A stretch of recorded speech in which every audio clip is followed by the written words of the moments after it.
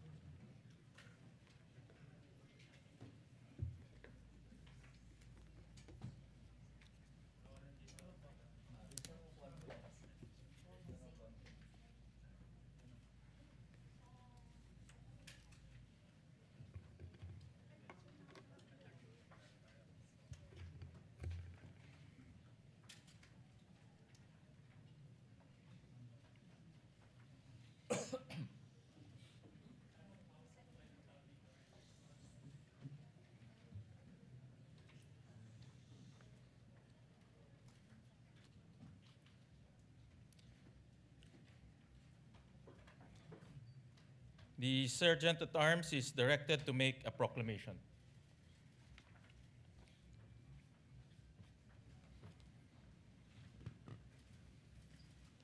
All persons are commanded to keep silent under pain of penalty while the impeachment court is in session for the trial of Vice President Sara Duterte. The impeachment trial of Vice President Sara Duterte is hereby called to order. We shall be led in prayer by Senator Bam Aquino.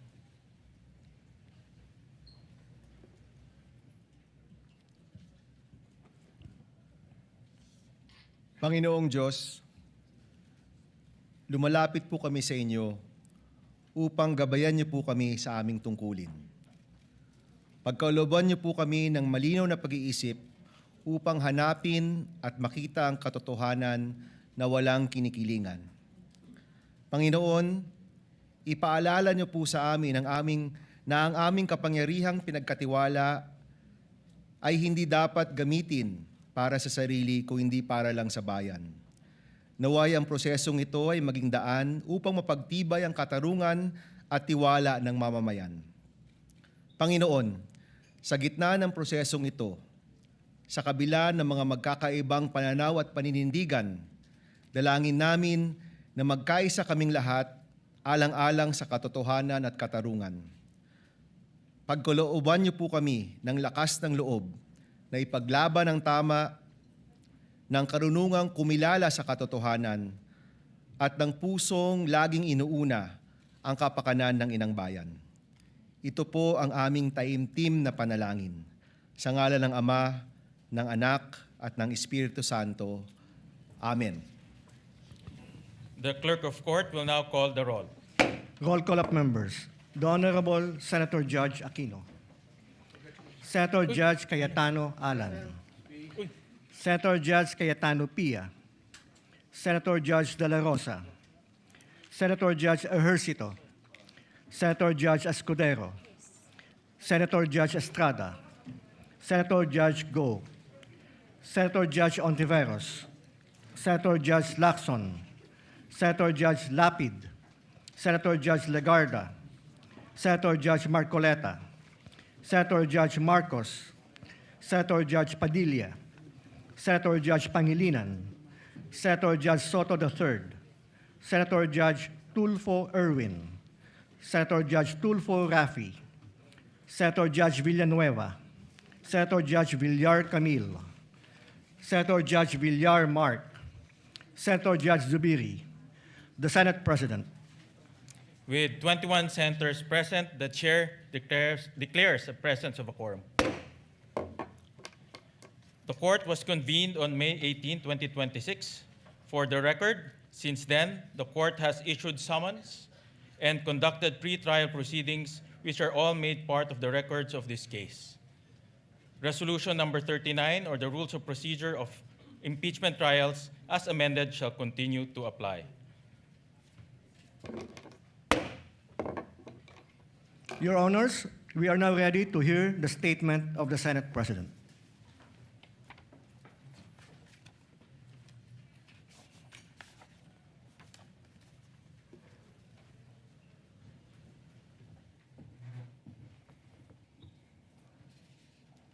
Before we begin, with the court's kind indulgence, I wish to deliver a brief opening statement.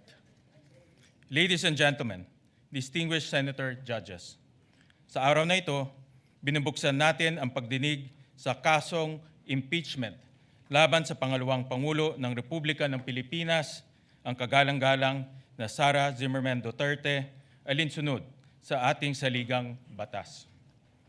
Sa pagtupad natin sa tungkuling ito, malinaw ang panata na ating sinumpaan to do impartial justice according to the Constitution and the laws of the Philippines. Ibig sabihin nito, ang bawat pasya natin ay dapat nakabatay lamang sa saligang batas, sa ating mga batas, sa mga alintuntunin ng hukumang ito, at sa mga ebidensyang ihaharap na walang kinikilingan at walang pinapanigan. Impeachment is a constitutional mechanism that holds the highest public officials of the Republic accountable to the people. We cannot achieve accountability, nor can we faithfully serve justice without the truth. Karapatan ng sambayanan na malaman kung may katotohanan ang mga paratang laban sa pangalawang Pangulo. Tungkulin nating timbangin ang mga ebidensyang ihaharap at tiyakin ang ating magiging pasya ay nakabatay lamang sa batas at sa mga katotohanang mapatutunayan sa paglilitis. Ipagkakaloob ng saligang batas sa Senado ang natatanging kapangyarihang dinggin, litisin at pagpasyan ang lahat ng kaso ng impeachment. Kakibat ito ang pananagutan tiyakin na ang paglilitis ay isinasagawa ng may integridad, kaayusan at buong paggalang sa proseso.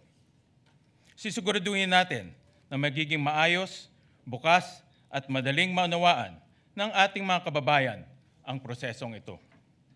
Pagkakaloban ang magkabilang panig, ang prosekusyon at ang depensa ng sapat at makatarungang pagkakataon upang magharap ng ebidensya, magsuri at magtanong sa mga testigo at mailahad ng buo ang kani-kanilang mga argumento. Sa ganitong paraan, mahiharap sa taong bayan ang malinaw na batayan upang maunawaan ang mga isyong nakapaloob sa Articles of Impeachment. Kasabay ng paghahanap sa katotohanan, ang tungkulin natin tiyakin, iginagalang ang mga karapatan ng bawat panig, lalo na ang karapatan ng respondent vice president sa isang patas at makatarungan paglilitis. Due process and fair play must remain paramount at every stage of this trial. Let us be firm in the search for truth. Let us remain faithful to the rules of this court, the rule of law, and above all, the Constitution. Nakatutok ang buong sambayanan. Bawat kilos, salita, at pagpapasyang ating gagawin ay huhubog sa kasaysayan. At ang kasaysayan ang huling huhusga kung tayo ay kumilos ng tapat at nararapat. Nais kong bigyan ng katiyakan ng lahat, lalo na ang ating mga kababayan. Gagampanan ko ang aking tungkulin ng patas at may katapatan. Magalang kong hinihikayat ang bawat senator judge naway ito pa rin natin ang ating tungkulin ng may dangal at pananugatan sa ating konstitusyon upang maging karapat-dapat tayo sa tiwalang ipinagkaloob sa atin ng sambayanang Pilipino. Thank you, distinguished senator judges.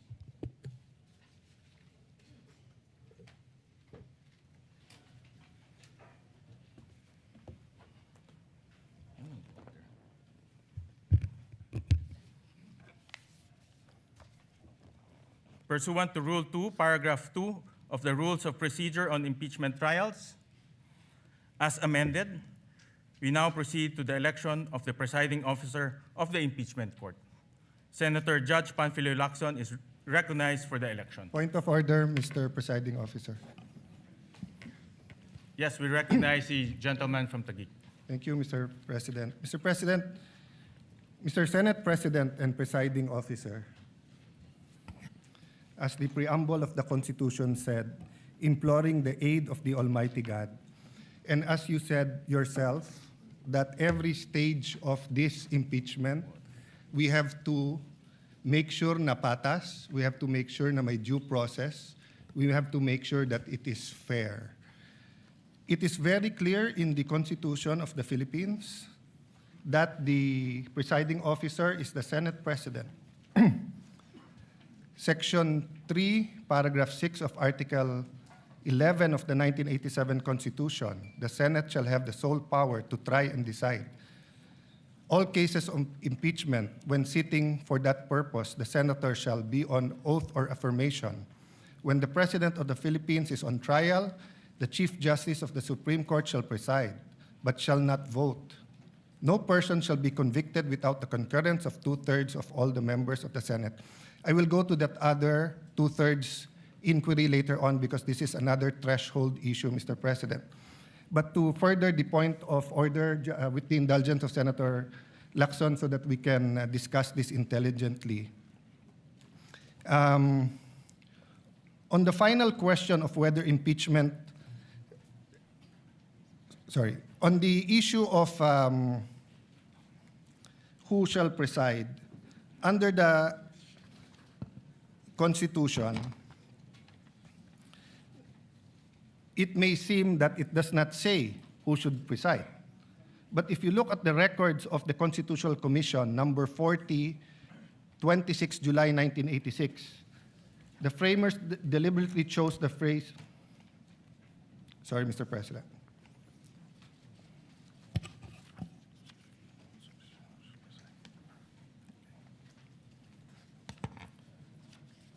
I am referring to Section 6, Article 11, and then Constitutional Commission number 41, 27 July 1986.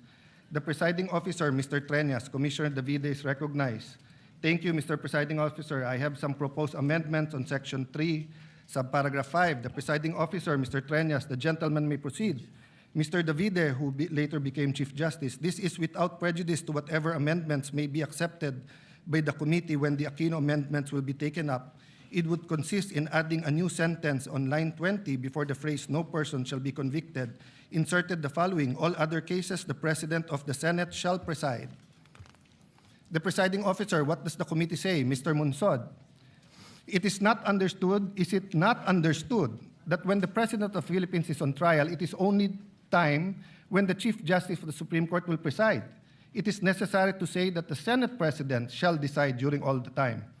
Presiding Officer, Mr. Davide, Mr. Presiding Officer, I precisely presented this because we had a distinction when it comes to the Chief Justice Supreme Court. But with that clarification, that in all other cases, it should be the President of the Senate who shall preside, I withdraw my amendment. So it is but elementary, Mr. President, in statutory, especially construction of the Constitution, that the spirit as well as the letter is followed. The spirit of the Constitution is that it is the Senate President who will preside. This is not an ordinary statement, dictum, or it was not a capricious statement in the discussion, precisely because the Senate President is elected by the majority. As an example, when Senator Pimentel did not like the vote and did not vote with the majority, he offered to resign. So the point, Mr. President, is this. Number one, institutional integrity. We need to protect the legitimacy of these proceedings. Even with the substitute presiding officer acts fairly, a conviction or acquittal reached under constitutionally defective process would invite judicial challenge and cast doubt on the validity of the entire trial. Do we want to go 30 weeks? If we follow the number of days submitted in the pre-trial, 62 and 30, and 3 days every week, so 30 weeks yon. Then after the 30 weeks, we'll end up in the Supreme Court kasi kune-question natin kung tama ba kung sinong nag-preside. Why is it important? Why can't any of the 24 preside? Remember, under our very rules, hindi ko nababasahin para mas umikli, in our very rules, the presiding officer can decide on the spot, or he can throw it to the body, or he can call a caucus or whatever you call it to be able to decide. And we experienced that during the Corona trial. And that's one reason why everyone acclaimed the late Senate President Enrile, not only because of how he carried it himself, but how the consensus and how he carried it with the minority. Secondly, jurisdiction and regularity. The Senate's jurisdiction over an impeachment trial is constitutional. The exercise of jurisdiction must conform to the Constitution, and the Senate's validity adopted impeachment rules. We cannot say we're following the Constitution, then we will not follow the Constitution. If the Constitution and its framers prescribe who shall preside, who are we to change the Constitution here today? We cannot enlarge or diminish the Constitution arrangement through internal rules or through ad hoc resolution. Lastly, due process.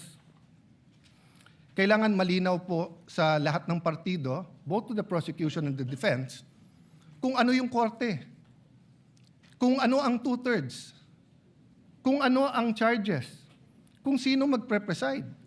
So kung now, during the first day, we're going to change who's going to preside, and it's against the Constitution, what more changes are we going to do in the next few days? Ano ang limit ng pwede natin palitan sa Constitution at hindi?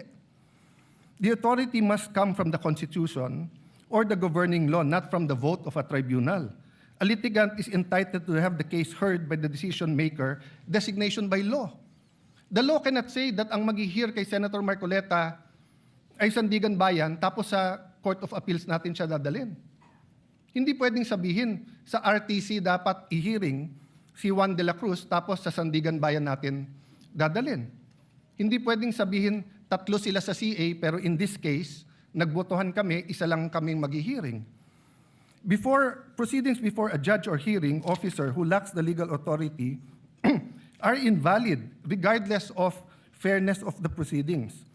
A judgment rendered by court without jurisdiction is null and void and may be attacked anytime. It creates no right and produces no effect.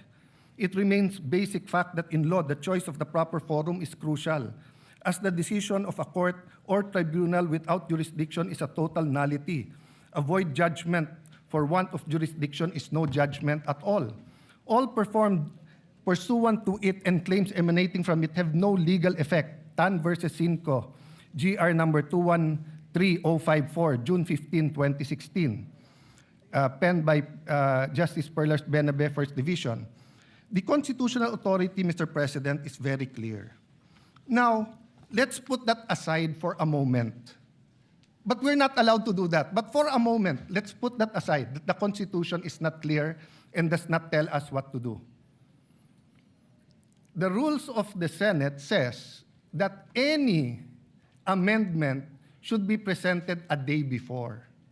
And that's why the then minority, when I was Senate President, walked out, because your contention was, when we gave it to the Committee on Rules, kahit mahigit isang araw na at binabalik ng rules, we did not follow the rules. So on the rump session or alleged rump session on June 3, first of all, you did not have a quorum of 13. But let's assume for the sake of argument, I'm not giving you that point. As far as I'm concerned, it's in the Supreme Court, walang quorum on 12. Assuming may quorum on 12, you did not follow the rules. There was not a one-day notice for the rules. And then if you look at the records, this impeachment court adopted the rules on May 18. So that means that it is this impeachment court that now has to adopt any amendment to the rules. We did not debate that amendment to the rule. We cannot now just change the rules. We're here for the opening statements. We're here for the trial. Are we here to change the rules? We're changing the rules here today, Mr. President. So, Mr. President, later on I'll ask permission to talk about yung two-thirds, because both the issue of the presiding officer and the issue of what constitutes two-thirds of all members is a threshold issue. Para maintindihan lang po ng lahat, lalo po sa mga kababayan natin na nanonood, Merriam-Webster, simple definition, a threshold issue is a preliminary question, minimum requirement, or foundation condition that must be met or resolved before proceeding to the substantive merits of a case, project, or process. In this initial criteria, if this initial criteria is not satisfied, further action is typically dismissed or halted.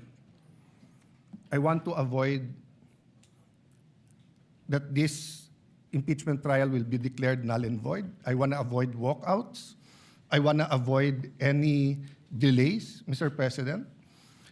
The Senate President is more than capable. He said he is willing. He said he is ready. He has been in many situations in his life that people say you cannot do it, but he has done well. He has studied. So what is the issue? Why do we have to vote for a presiding officer, Mr. President?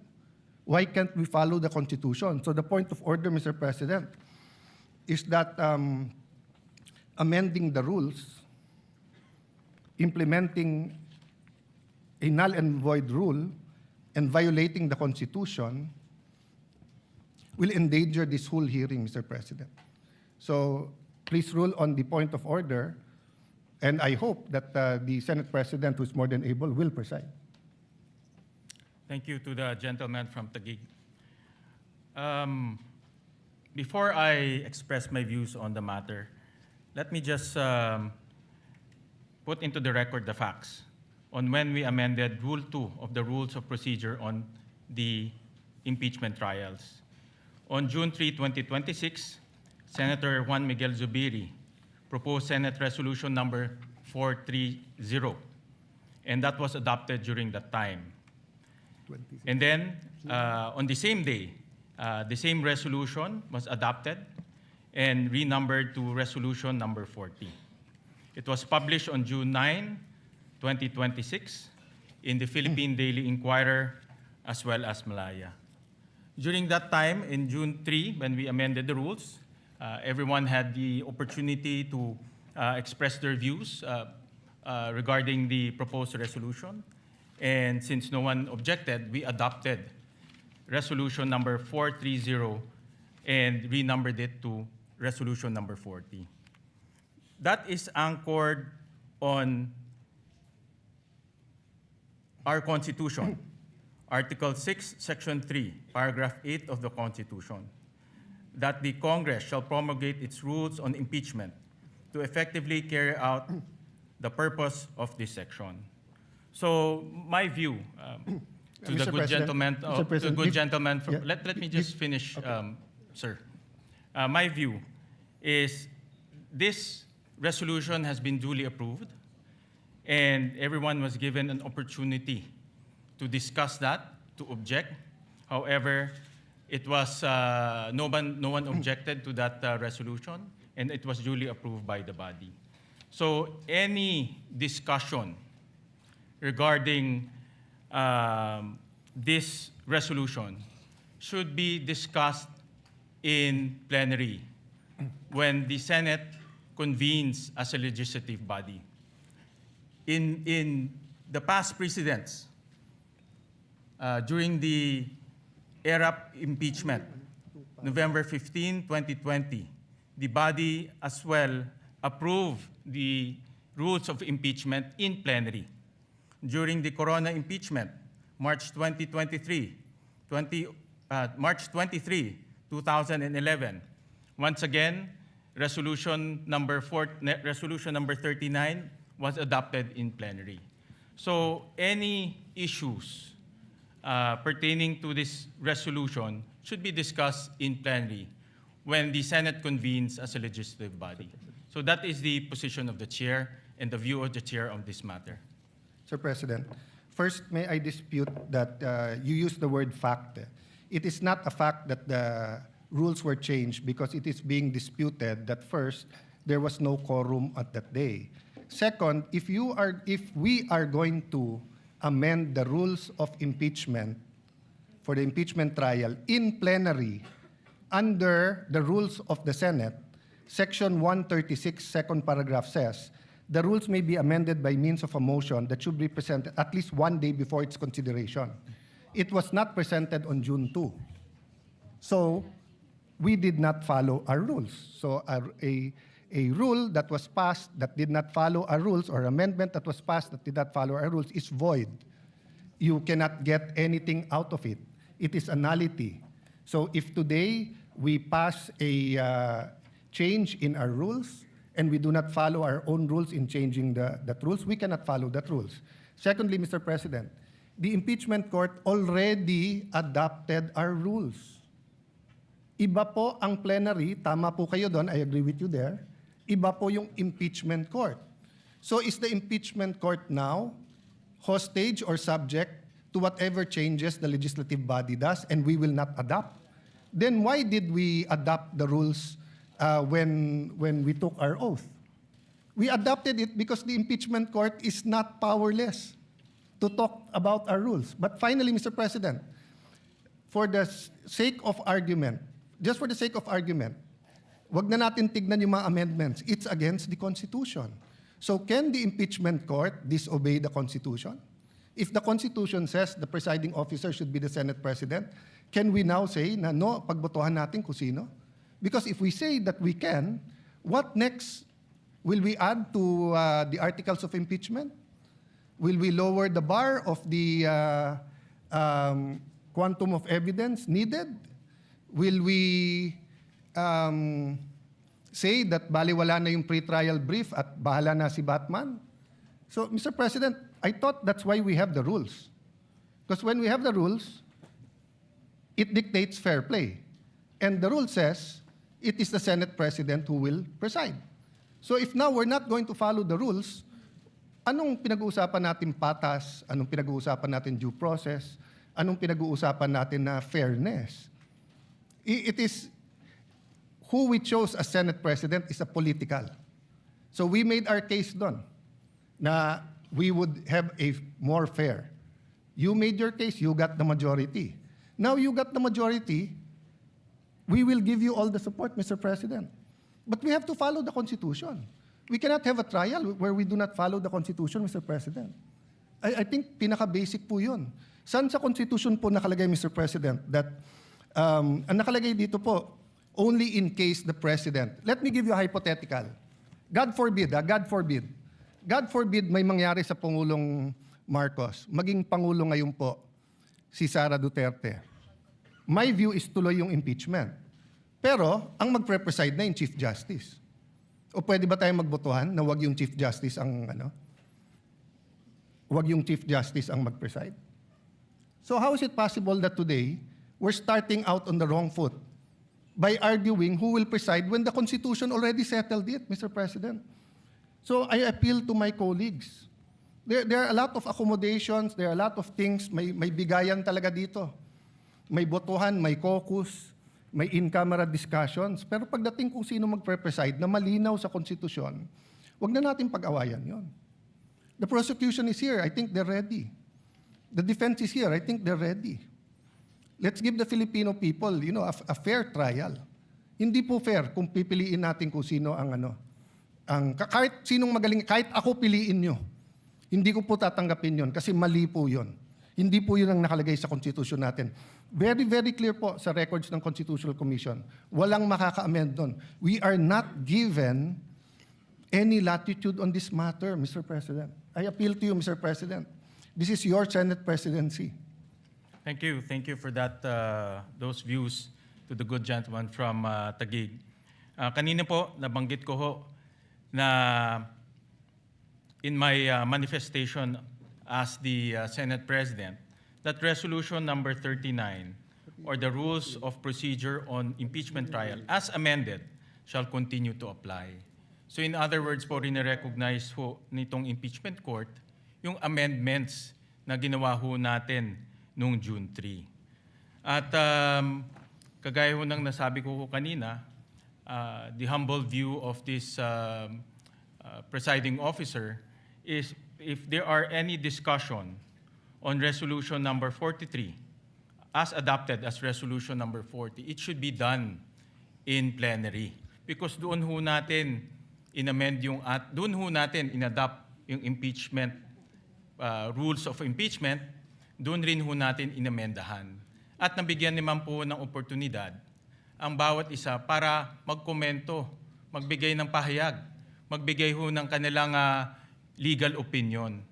Pero at that time, wala naman po ang nag-object at inadapt po ng Senado in a legislative body. So the position of the chair, if there are any comments, any legal opinions, any issues, it should be done through the legislative body of the Senate. Mr. President, there is no conflict, Mr. President. With your permission, Mr. President. There's no conflict. If you want to discuss it, in 3 weeks may session na tayo. So all we have to do today is follow the Constitution. You preside, then pagdating ng plenary, then we can debate whether we are allowed to amend the Constitution or not. Because, Mr. President, that's why I premise this not as a parliamentary inquiry or as a point of information or whatever we may call it. That's why it's a point of order. A higher point of order than the point of order in the rules is a point of order in the Constitution. The Constitution says it is the Senate President who will preside. So are we saying now, Mr. President, that the rules can amend the Constitution? Is that the ruling of the chair? Before I make my final ruling on this matter, may I recognize the gentleman from Pampanga, Senator Kiko Pangilinan. Thank you, Senate President. Mr. President, with all due respect, the Constitution does not provide that the Senate President must preside in cases of impeachment trial. What the Constitution provides is that when the President is undergoing impeachment, going through the trial, is being tried, the Chief Justice must preside. Nowhere in the Constitution, in the provisions on public accountability and impeachment, does it say that the Senate President must preside when the Vice President is under trial or any other impeachable officer. And precisely because of this, and precisely because the Constitution likewise allows Congress, not the impeachment court, Congress, to promulgate its own rules, which is what the Senate did in June 3. We proposed amendments to the rules under our rulemaking power, which, by the way, was subsequently ratified when we convened in a special session on June 17.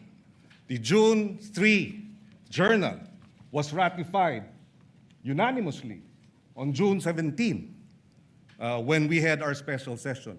And in the June 3 minutes and the journal, precisely we approved the amendments to the rules. This was further ratified on June 17. Therefore, it is considered regular. The presumption of regularity now comes into force. But having said that, Mr. President, the good gentleman from Taguig has brought this matter before the Supreme Court. And we agree with the point earlier raised by the Senate President. This matter should be either discussed in the Senate in plenary as a legislative body, or if he has questions which may in fact turn out to be valid, he has brought this matter before the Supreme Court. And therefore, this impeachment court is not the venue for this debate, Mr. President. If there is anyone who is out of order, with due respect, I think the proper process is the matter is pending before the Supreme Court. There is no temporary restraining order. There was a request for a status quo ante order. It was not granted. And therefore, the presumption of regularity behooves us as an impeachment court to proceed. And finally, Mr. President, allow me to reiterate, the point of order is improper. In fact, the debate on this matter here in the impeachment court is out of order, Mr. President. Mr. So, President. Sir President, So before you decide, Mr. President. the chair has already Sir ruled. President, before you rule, That the chair has Senator Pia already wants ruled. to ask for the floor.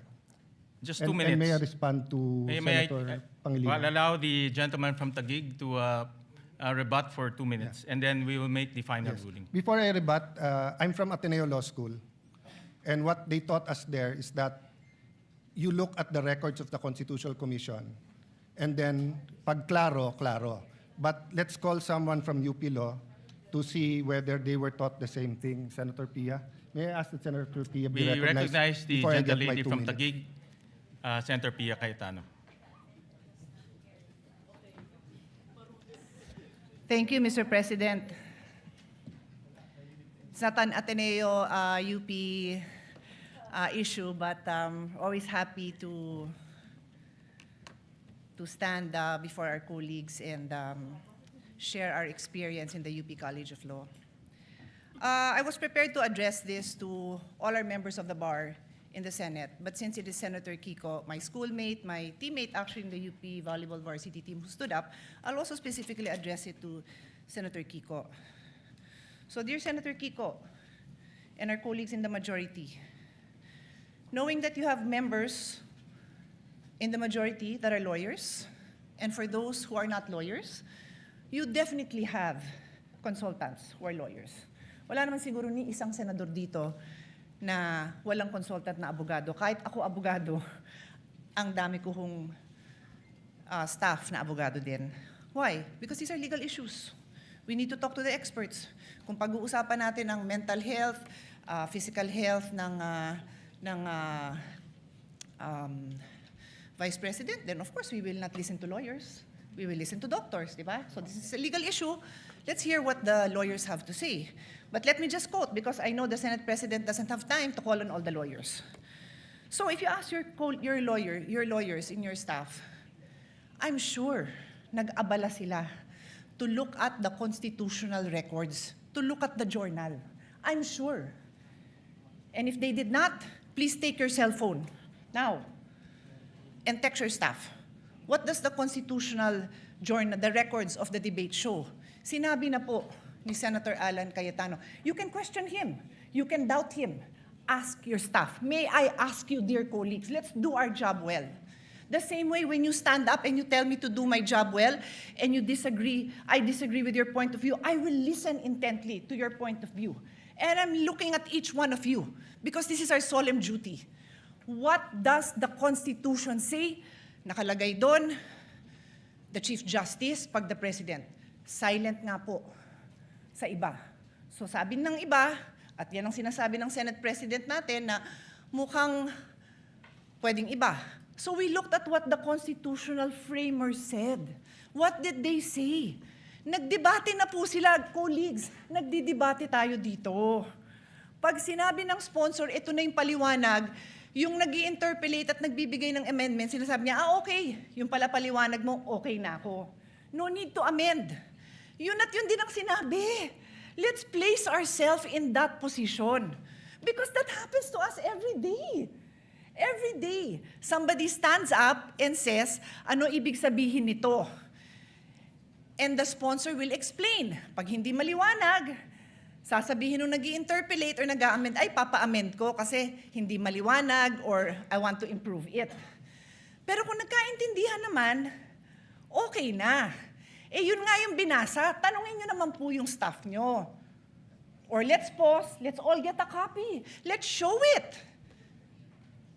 Because this is the foundation of this trial na tama yung nakaupong presiding officer. So that's my first point. Mag-abala naman tayo. Read it yourself, ask your staff to print a copy. In fact, on that note, may I ask Senator Alan's staff to print a copy and give it to all our colleagues. Mabilis lang yan, hindi na yan mapapatagalan. Show it. We can take judicial notice naman po siguro of it. Siguro naman, alam na natin ang ibig sabihin ng judicial notice. You can go to the actual records. Nandito na makakuha naman natin yun kung pagdududahan nyo yung ipapaprint ko. So that's my first point. My second point, Mr. President, is addressed to His Honor. If His Honor will insist that we have to call a regular session, we have to be in session to amend the impeachment rules. Eh di tawagan niyo po ang Malacanang. Nagpa-special session naman po siya, di ba, with all due respect, to pass the National Orchid Law. To pass, what else? Anong tatlo yun eh? Oo nga, yun nga, yung waling-waling as National Orchid, ano pa yung dalawa? No, I know, I'm not questioning it. I'm saying that there was a special session called to pass 3 laws. Naalala ko yung waling-waling because I love it. This is important. O ano pa yung dalawa? Unfortunately, hindi ko na maalala. Dalawang naturalization. Sports-minded po tayo. Love po natin yun. Nagkaroon ba ng laban between now and July para mag-special session tayo para doon? Hindi ko alam. But in any case, ito importante ito, di ba? E di kung pa-i-insist nyo na yung impeachment amendment na yan kailangan gawin ng special session, eh, mapapatawag tayo ng special session. Mukha namang very supportive naman ang Malacanang sa majority. Di ho ba? Pero I take the position that we are in impeachment court. We are already in impeachment court. Therefore, the amendments must happen here. Medyo common sense din naman po yan. I rest my case. Yun lang po. But as soon as the copies come, I will give it to you. Colleagues, look at it. Huwag tayong majority-minority botohan. Ayusin natin yung pagboboto natin dahil pinapanood tayo, pinapaniwalaan tayo, umaasa sa atin ang taong bayan. Maraming salamat po. Once again, it is, again, before the chair rules, let me acknowledge a former Senate President, Senator Tito Soto. Thank you, Mr. President. Tama-tama yung sinabi ng distinguished lady from Taguig. Tanungin daw yung mga legal staff. Binigay nga sa akin ng legal staff ko, eksakto nga ito eh.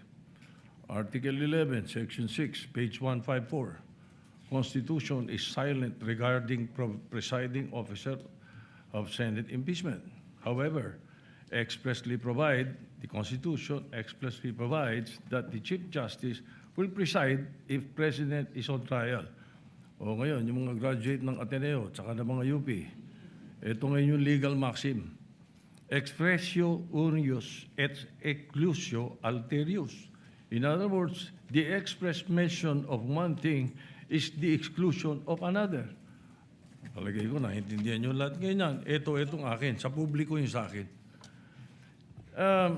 Ang sinasabi ng publiko ngayon, nanonood sa atin, dapat you should not resort in too much technicalities kasi ang public interest ang iniisip nila rito. They want to expedite the proceedings. They want the trial, not rules. They're interested in the trial, not rules. In the interest of justice, sabi nga nila, sometimes rules are not sacrosanct. But itong nangyayari ngayon dito, ang publiko ang importante rito. Where does the Constitution emanate from? From the public, from the people of the Republic. So, desisyonan nyo na to, Mr. President, para matapos na. Sir President, can I have my 2 minutes? Sir President. Once again, let me reiterate the position of the chair. My humble position is that this matter should be discussed during plenary when the Senate is convened as a legislative body. And may I ask the gentleman from Taguig if he is objecting to this position? Yes. I'm objecting that position and will call for a vote. May I explain? I think under the rules I can explain why I'm asking We'll for call a vote. for a vote first, Mr. and then President, we can explain, Mr. President, under the rules I can explain why I'm calling for a vote first so that I can convince them to vote for me. No, under the rules, When you object, there's an Mr. objection. The vote will proceed without any explanation. President, and after under that, the we will rules- allow the gentleman from Taguig to explain his vote. Mr. President, So we call Mr. for a President, division of the President. House. So those who are Sir President, Mr. President, when you Wait, object, you're those- allowed to explain your Senator- objection and state Senator your Lacson objection. is recognized. Thank you. Your Honors, pursuant to Rule 2 of the Rules of Procedures on Impeachment Trials, as amended, I move to elect Senator Judge Francis Joseph Guevara Escudero as the presiding officer of this impeachment court. Objection, Mr. President, and may I allow to... We proceed Objection, to... Mr. President, I'm allowed to object and I'm allowed to Yes, explain you're my allowed to objection. object. You are allowed to object, but we will proceed No, Mr. with President. the division Mr. of President, the House. point of So order. those who are, Point of those order, who Mr. are President. in favor of the Mr. motion President, of Senator you're allowed to Lacson, explain para please- ma-convince mo nga please yung raise iba. your hand. We will vote by raising of hands. So those who are in favor of the motion of Senator Lacson electing Senator Chis Escudero as the presiding officer, please raise your hand. The clerk of court is directed to count the votes. No, in our rules parliamentary procedure.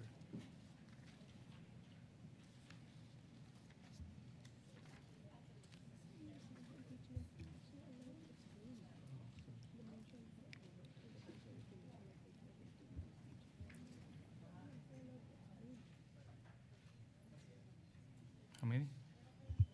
How many? Explain my vote, Mr. President. Hold on. Allow the chair to make a ruling. Those who are against to the motion of Senator Lacson electing Senator Chis Escudero as the presiding officer, please raise your hand.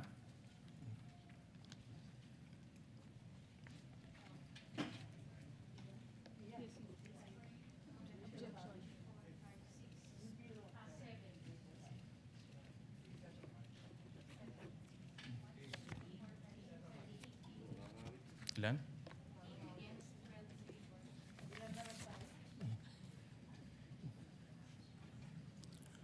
The official count is 12 in favor, 8 against.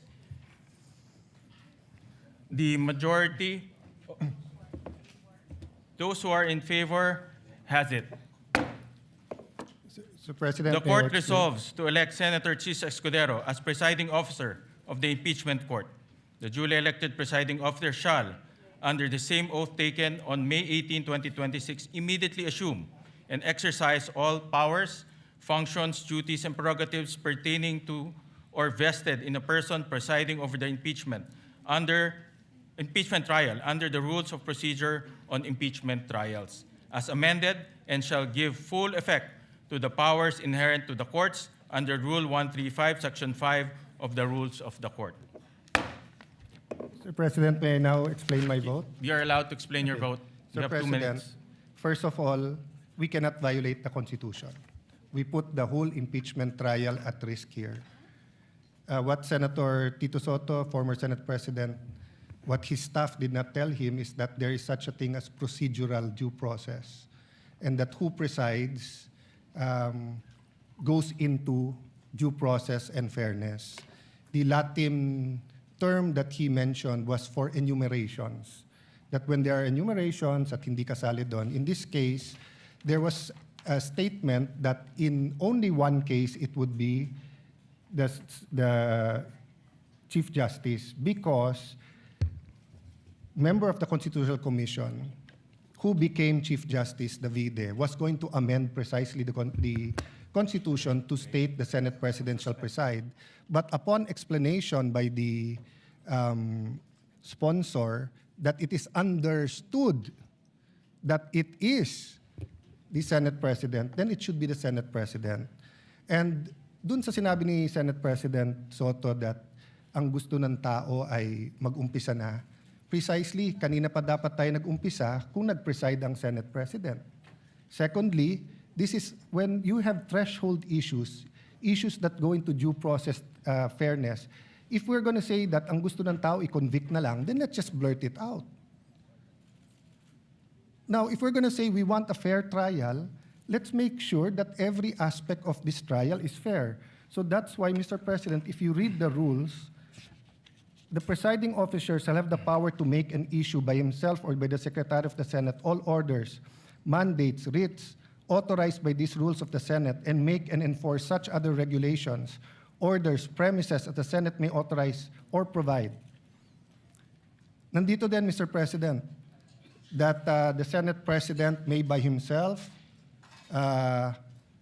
or bottom line, Mr. President, pwedeng mag-decide ang Senate President o sa atin. And Mr. President, there are issues that goes into fairness. You know, the AMLA will be a witness here. And I have information that the 20 years AMLA records of Senator Escudero and his credit cards and bank accounts were all opened up in the office of the Senate President, where members of the Blue Ribbon Committee was here. Then we're going to ask him to preside. So there's a problem with, this is my explanation. This is my explanation. This is my explanation. To the gentleman This is from factual Taguig. and this is my explanation. So I will stop there. With all due respect, your statement's already out of order. It has nothing to do with the topic on hand. No, Mr. And President. the presiding officer will strike off. It has all to do with this. Will strike off It has all to do. the I do not, statements Mr. President, pertaining to Senator Mr. Escudero. President, kaibigan ko si I Senator direct the Escudero. stenographers to I strike don't off doubt these him. statements. He is the victim here. I'm not doubting him. I'm not doubting he will be fair. I am saying, do we want a fair suspend trial the or not, session Mr. for a few President? minutes to request the presiding officer, Senator Chis Escudero, to ascend the rostrum. Session Mr. suspended. President, on this issue, still on this issue,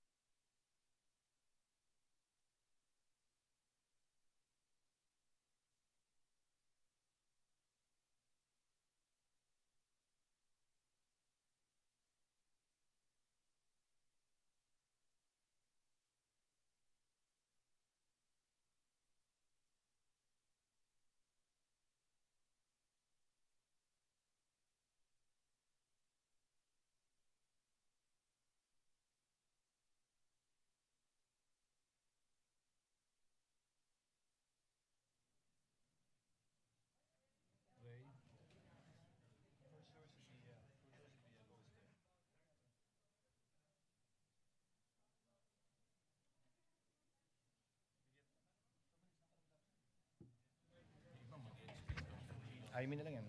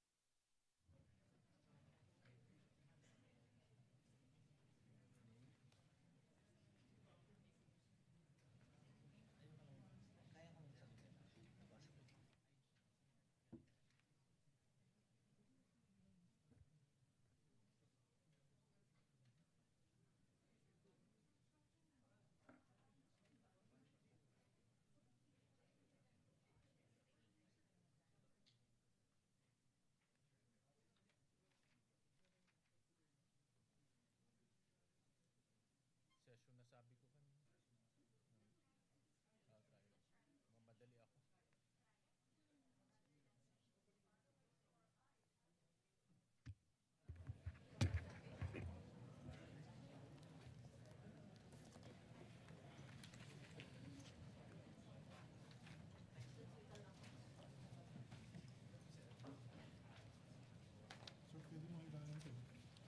Mamadali ako. Trial is resumed. Mr. President, What is the pleasure of Senator Judge Cayetano? Mr. President, I'm explaining my vote. The lady has 2 minutes. Thank you.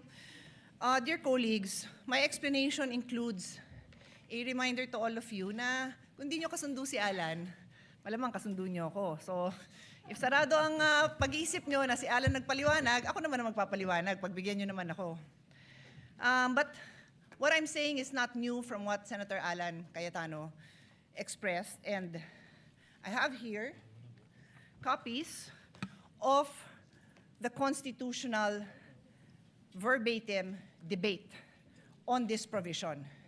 And as Senator Alan read, sinabi ni Mr. Monsod, is it not understood that when the President of the Philippines is on trial, it is the only time when the Chief Justice of the Supreme Court will preside? Is it necessary to say that the Senate President will preside during all other times? Ulitin ko yung tanong, kasi yun ang tanong natin today. Is it necessary to say in the Constitution that the Senate President will preside during all other times? Ang sagot ni Mr. Davide, Mr. Presiding Officer, I precisely presented that because we have a distinction when it comes to the Chief Justice of the Supreme Court. But with that clarification, that in all other cases, it would be the President of the Senate who will preside, I withdraw the amendment. Kaya clear sa Constitution that in all other cases, the President of the Senate will decide. Wala, hindi ho applicable dito yung excluso unos. Hindi ko na-memorize yan kasi I graduated in 1991. And we took that up in 1987. But the phrase is, pag hindi kasama, excluded. Hindi po applicable yon. With all due respect to our former Senate President, it is the intention of the framers that matter. I will ask the page to help me distribute this among our colleagues.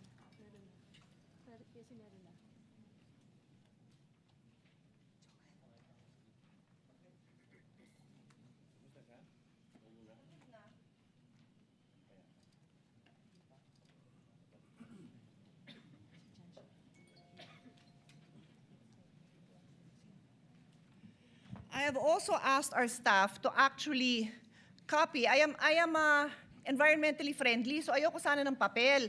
Pero alam ko na hindi po lahat sa atin gumagamit ng digital, ng electronic gadgets, kaya pinapil ko na lang. Pero kailangan ko pakita sa inyo yung mismong nasa journal, yan din yon. Yan din yon, my dear colleagues. Yun lang hiling ko sa inyo. Intindihan naman natin yung nandito. Bumoto na. Pero intindihan naman natin kasi this is just the first day. We cannot disregard the Constitution. And I continue, Mr. President.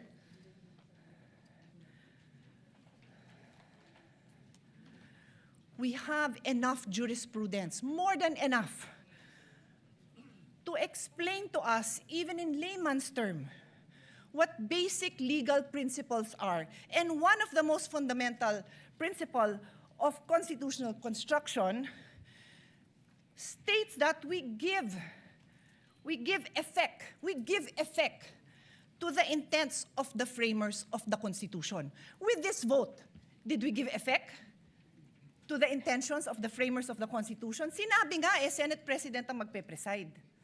Hindi na siguro napakalaking bagay yon dahil kahit sinong ipalit nyo, maayos naman ang mga kasama natin sa colleagues. Sa colleagues natin, maayos naman. Di ho yun ang point. The point is, what are we required to follow? That's why may Constitution.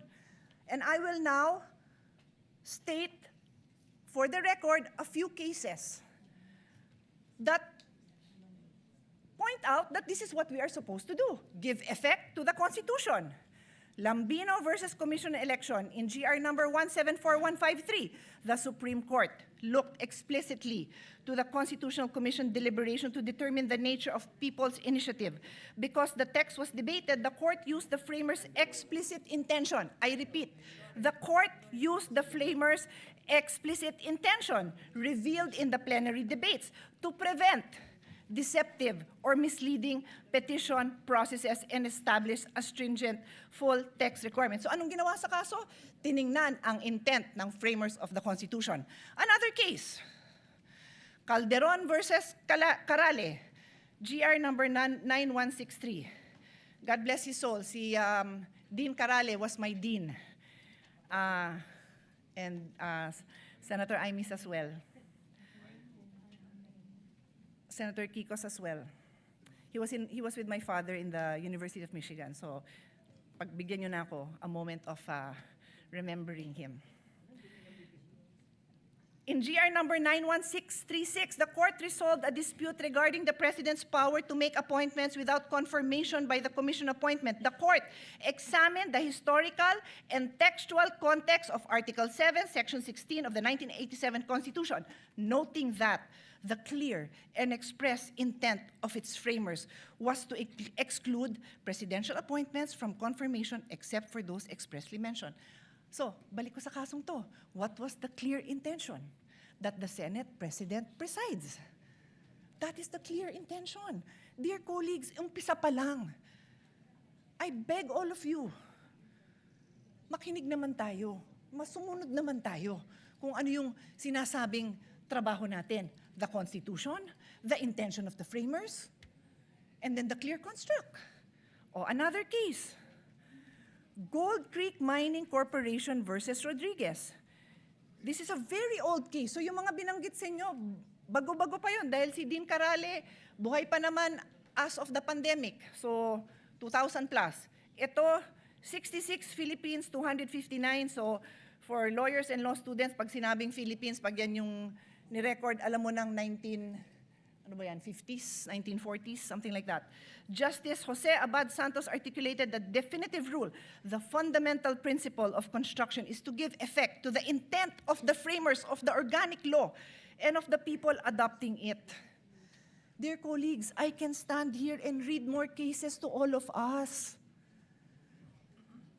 We have law students.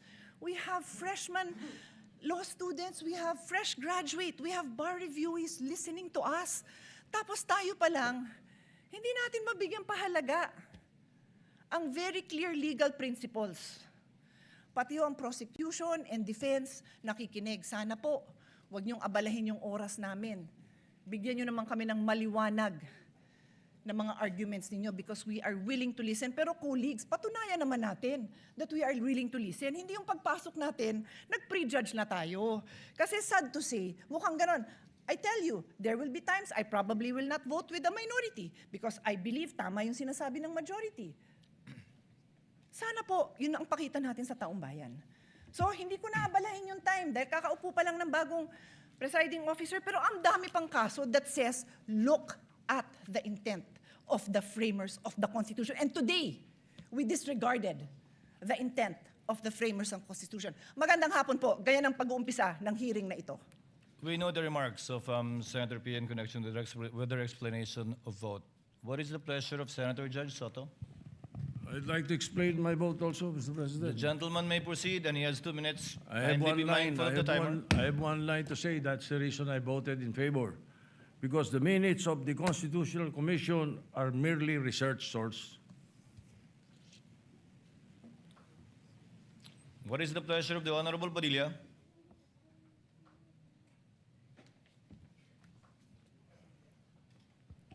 Ginoong, Will the gentleman explain his vote? opo. The gentleman may proceed. You have 2 minutes, sir. Maraming salamat po, Ginoong punong tagapamahala. Mga mahal kong kasama, sa loob po ng 4 na taon na ako po ay ibinoto ng ating mga kababayan at nagsilbing senador, ako po ay naging tagapangulo ng komite ng Constitutional Amendments. At tuwing meron pong pagdinig, ang lagi po naming pinapatawag ay yung mga sumulat ng konstitusyon. Bilang sila po ang nakakaalam kung ano ang puso, ang diwa ng konstitusyon. Malinaw po na kung meron tayong pakikinggan, eh yung creator. Hindi po ba? Tayo naman po lahat ay naniniwala sa Panginoong Diyos, kaya tayo po ay naniniwala sa salitang creator, tagapaglikha. At ang lumikha po ng konstitusyon ay itong mga taong nabanggit sa ipinamahagi ng ating mahal na Senadora Cayetano. Malinaw po dito. Nasabi na po sa English ito. Mainam po ay sabihin po natin sa Tagalog upang mas maintindihan po ng ating mga kababayan. Humingi po ako ng tulong sa Google kasi legal terms po ito. Hindi naman po ako nagtapos sa UP, hindi rin po ako nagtapos sa Ateneo, nagtapos po ako ng criminology at UP rin sa University of Prison. Ang sabi po dito, sa Tagalog po Ginoong Presiding Officer, eksakto ko itong hinihain dahil nagkaroon tayo ng pagkakaiba pagdating sa punong mahistrado ng Korte Suprema. Ngunit sa paglilinaw na iyon, na sa lahat ng ibang mga kaso ay ang Pangulo ng Senado ang mamumuno. Kaya binabawi ko ang nasabing susug. Ang nagsabi po nito ay ang dating Justice Davide. Ngayon, mga mahal kong kasama, at sa ating po mga taga-subaybay, ang batas po ay precise. Hindi po ito pwedeng iba-ibahin o baluktutin. Kung ano ang sinabi lalo ng saligang batas, ay sana po ay panghawakan natin. Ngayon, sa loob po ng 4 na taong ko dito, lagi pong sinasabi yung tradisyon. Minsan, yung rules na yan, nawawala yan Ilang beses na ho ako naguluhan dito dahil, teka, sundin natin yung tradisyon kaysa yung rules. 2 beses na po nagkaroon ng impeachment. Yung unang impeachment, ang nag-preside ay yung Chief Justice, yung kay Pangulong Estrada. Yung sumunod po, nandito na po ako nun. Ang nag-preside ay ang mahal na Bicolanong kaibigan ko, Senador Chis Escudero. Yun po kasi yung nasasabi sa saligang batas at tradisyon. Yun na po yung nangyari. Ngayon, gusto ko pong tanungin yung mga kasama ko sa majority. Personal na tanong po ito. Nung hinihikayat po akong sumama sa majority, isa lang ang sinabi ko. Kung si Senator Chis Escudero, ang kababayan kong Bicolano, ang gagawin yung Senate President, lilipat ako sa inyo. Ang hindi ko maintindihan, bakit ngayon pinipilit natin ng ating presiding officer, si Chis Escudero. Ba't hindi natin siya ginawang Senate President noon? Yun lang po ang tanong ko. Maraming salamat. The remarks of the gentleman is noted. Senator Marcos, what is your pleasure, ma'am? The lady may do so. You have 2 minutes, ma'am. Kindly be mindful of the clock. Yes, thank you very much. Ang sabi sa atin ng bata tayo, kapag mali ang umpisa, mali na ang lahat na susunod. Ayoko naman magkamali sa umpisa pa lamang na napakahalagang paglilitis na ito. Unang-una, paulit-ulit na nating sinaad na ang ating saligang batas ay hindi maaring baluktutin. At napakaklaro nito. At ang sinasabi ng ating Constitution of 1987, Article 11, Section 3, Number 6, all other impeachable officers ang sinasabi, carving out therefore the exception that proves that rule, that the Chief Justice is the single exemption, and otherwise the presiding officer should be the Senate President. It is the exception that proves the rule. Palibasa na uso ang Latin, may kabaliktaran din sa kinote ni Senator Soto, expressio unius est exclusio alterius. Palibhasa, hindi naman in-exempt, ibig sabihin na laging dapat ang Senate President ang presiding officer.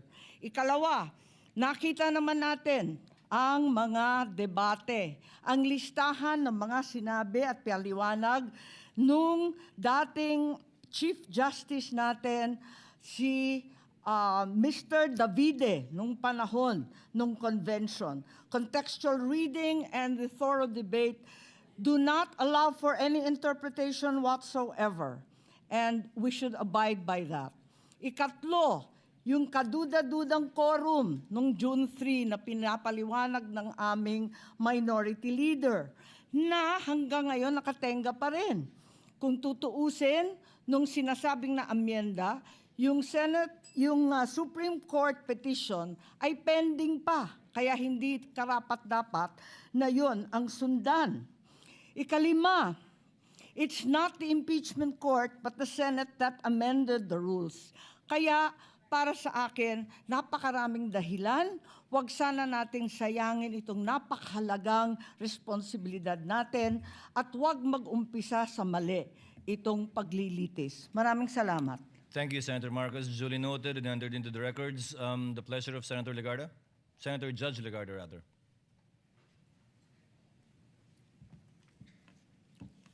Thank you, Mr. Presiding Officer. Where the Constitution is The silent, lady will explain her vote or make a manifestation. it's a manifestation. Which, The lady may proceed with which her seems like manifestation. an She has 2 explanation of minutes. vote. Thank you.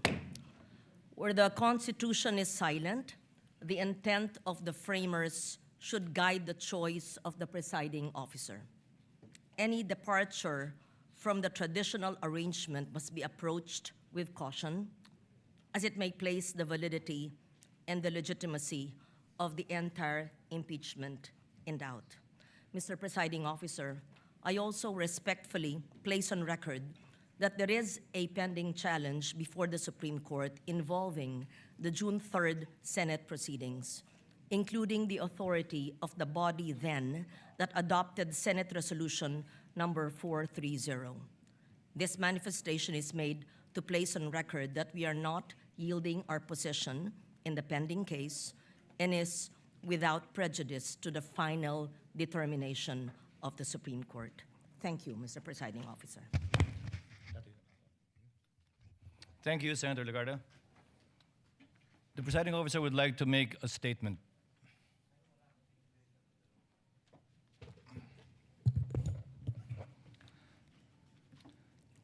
sa mga ginagalangan kong kapwa Senator Judge, sa ating mga minamahal na kababayan, sa mga partido sa kaso na nakabinbin ngayon sa Senado, isa pong maganda at pinagpalang hapon sa ating lahat. Sa araw na ito, muling gagampanan ng Senado ang isa sa mga pinakasagradong tungkuling iniatas ng saligang batas. Ang pag-upo natin bilang isang impeachment court para litisin at husgahan ang pangalawang Pangulo. Kinikilala ng ating saligang batas na may mga opisyal na may hawak ng kapangyarihan at pananagutan na napakabigat para sa kanila lamang itinakda ang impeachment bilang tanging paraan para sila ay panagutin. Article 11, Section 2 of the Constitution enumerates these officials: the President, the Vice President, the members of the Supreme Court, members of the Constitutional Commissions, and the Ombudsman. They are not ordinary public officers. According to the late former Senate President Juan Ponce Enrile, they hold, quote, the highest and most sensitive offices of government. They may be removed from office only upon conviction for offenses of the highest constitutional gravity: culpable violation of the Constitution, treason, bribery, graft and corruption, other high crimes, or betrayal of the public trust. Impeachment is a means to preserve constitutional government through the removal and disqualification, if so warranted, of an unfit official from a position of public trust.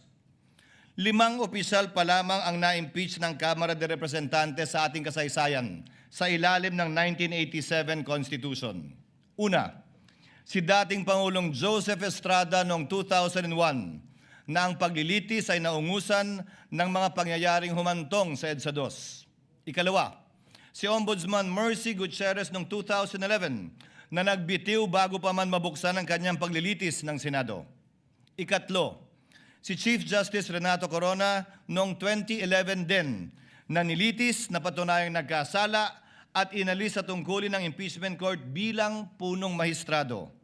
Ikaapat, si dating COMELEC Chairman Andres Bautista noong 2017 bagamat nagbitiw siya sa pwesto bago pa man mapadala ang articles of impeachment sa Senado.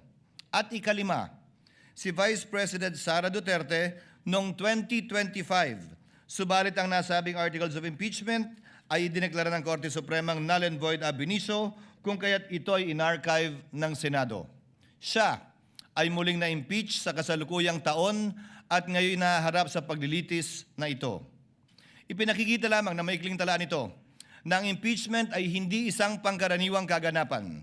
Turing nga ng Korte Suprema, quote, it is the most difficult and cumbersome mode of removing a public officer from office. Subalit, ang paglilitis na ito ay hindi lamang hindi pangkaraniwan, ito ay tunay na bukod tangi. Bakit?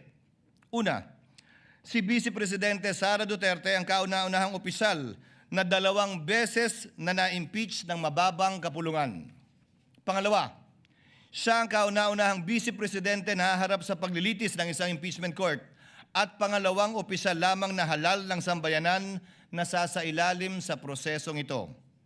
Pangatlo, siya ay hinahalal ng may pinakamalaking mandatong pinagkaloob ng sambayanang Pilipino sa sinumang kandidato sa ating kasaysayan. Mahigit 32 milyon o 61% ng kabuuang boto para sa ikalawang Pangulo.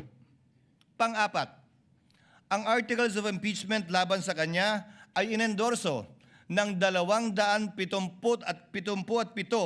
na miyembro na kumakatawan sa ating mga mamamayan mula sa iba't ibang distrito at sektor at ng ating bansa, na katumbas ay mahigit 80% ng kabuuan ng Kamara de Representantes. Terminating an elected mandate before the end of its term is among the most drastic acts our constitutional democracy can undertake. This is why the trial must be guided with prudence, tempered by caution, and marked with unquestionable impartiality. We must avoid even the appearance of impropriety and observe the cold neutrality of an impartial judge at all times. May I therefore caution my fellow senator judges, the prosecutors, the respondent, and their respective counsels and witnesses to refrain from making any comments and disclosures to the public pertaining to the merits of this trial as mandated by the impeachment rules itself. Let us heed the words of the Supreme Court that said, impeachment is not a chance to settle political scores. It is not a stage for political theater or personal attacks, Because when the focus shifts to the person rather than the alleged wrongdoing, the process loses its integrity. As presiding officer, I shall do my part to uphold the fairness and integrity of this process and shall see it through to its proper conclusion. At this point, I would like to thank my colleagues for their trust and confidence. I did not seek nor did I ask for this responsibility, but neither will I shirk from fulfilling this duty without fear or favor. This now brings me to the threshold questions that will guide the conduct of this trial and the rulings of the chair. First, what is the number of votes needed to convict the respondent? Second, what is the quantum of proof required to sustain a judgment of conviction or acquittal in these proceedings? Third, how strictly or liberally will this court apply the rules in resolving questions of procedure and evidence? On the first issue, the Constitution provides that no person shall be convicted without the concurrence of 2/3 of all the members of the Senate. With 24 members of the Senate, a literal interpretation of this means that conviction requires the affirmative vote of at least 16 senator judges. This literal interpretation finds direct support in the 2000 case of Bayan versus Zamora, which concerned the Senate's compliance with the 2/3 vote required to concur in a treaty. Despite having only 23 incumbent senators at that time, then Senator Gloria Macapagal Arroyo was elected as vice president. Therefore, there were only 23 senators. The court held the charter provides that the Senate shall be composed of 24 senators. Without a tinge of doubt, 2/3 of the figure, or not less than 16 members, is an unquestionable compliance with the requisite number of votes mentioned in Section 21 of Article 7. It behooves, therefore, all of us to observe the same fidelity with the Constitution in this trial, which affects not only the mere ratification of a treaty, but more so affects the substantial rights of the respondent, as well as the sovereign will of the people as expressed in the overwhelming mandate given to her.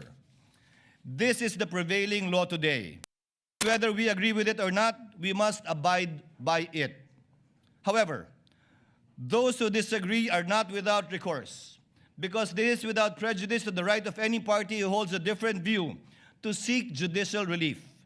And should the Supreme Court, who possesses the sole authority to interpret the Constitution, by virtue of its power of judicial review, render a different ruling on this question other than what the chair has stated, this court and this representation shall faithfully abide by that ruling of the Supreme Court. On the question of quantum of proof, given that impeachment is a sui generis constitutional proceedings, the standards of proof that govern administrative, civil, and criminal proceedings do not apply. However, this does not mean that senator judges shall rely solely on their conscience in deciding this case. No less than the Supreme Court also said that, quote, decisions regarding whether to acquit or convict must be based upon clear charges supported by sufficiently clear and convincing evidence. Furthermore, let me be clear that the burden of proof in these proceedings rests upon the prosecution. It does not and will not shift. The respondent is afforded the presumption of innocence and has no obligation to disprove the charges against her. Finally, we turn to the application of the rules of court in these proceedings. Rule 1, Section 6 of the Rules of Courts provide that the rules shall be liberally construed in order to promote their objective of securing a just, speedy, and inexpensive disposition of every action and proceeding. We are also guided by the Supreme Court's Bench Book for Trial Judges, which reflects a long-standing principle of adjudication. In case of honest doubt about the admissibility of evidence, it is a better policy to rule in favor of admission and let the senator judges decide whether to give it little or no weight when deciding upon the case in the final outcome. But let me be clear. A liberal construction of the rules is not a license to ambush the opposing party, bypass due process, or introduce unverified evidence that would prejudice the fair and orderly conduct of this trial. Accordingly, consistent with the demands of due process, fair play, and the orderly administration of justice, the chair will construe the rules liberally so that, number one, the prosecutors may be able to adequately present their case, that the respondent may be able to rigorously test it. Number 3, that the senator judges may be able to weigh the evidence for themselves. And 4th, so that the Filipino people may hear the whole and impartial truth regarding the allegations against the Vice President. Let us remember what our oath requires us, to do impartial justice according to the Constitution and the laws. Hindi po tayo nandito upang itaguyod ang anumang pampolitikal na adyenda. Hindi tayo narito upang paglingkuran ang kagustuhan ng alinmang panig. Narito tayo upang alamin ang katotohanan at sa pamamagitan nito, mapairal ang hustisyang walang kinikilingan. Ang tungkulin natin bilang mga hukom ay hindi maaaring talikuran. Sa gitna nito, batid ko ang mga problemang kinakaharap ng ating bayan na patuloy natin dapat pa ring pagtuunan ng buong pansin at hanapan ng solusyon.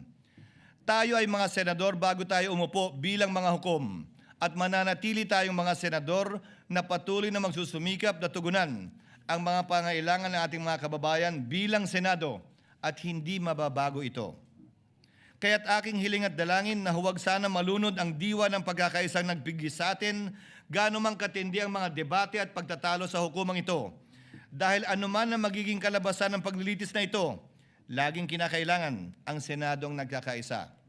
Dalangin ko po na sana pagkalubad tayo ng katatagan, karunungan, pagpapakumbaba at pag-unawa upang magampanan nating lahat ang ating tungkulin bilang mga hukom. Pagpalain na po lahat sana tayo ng poong may kapal. Maraming salamat at magandang hapon po.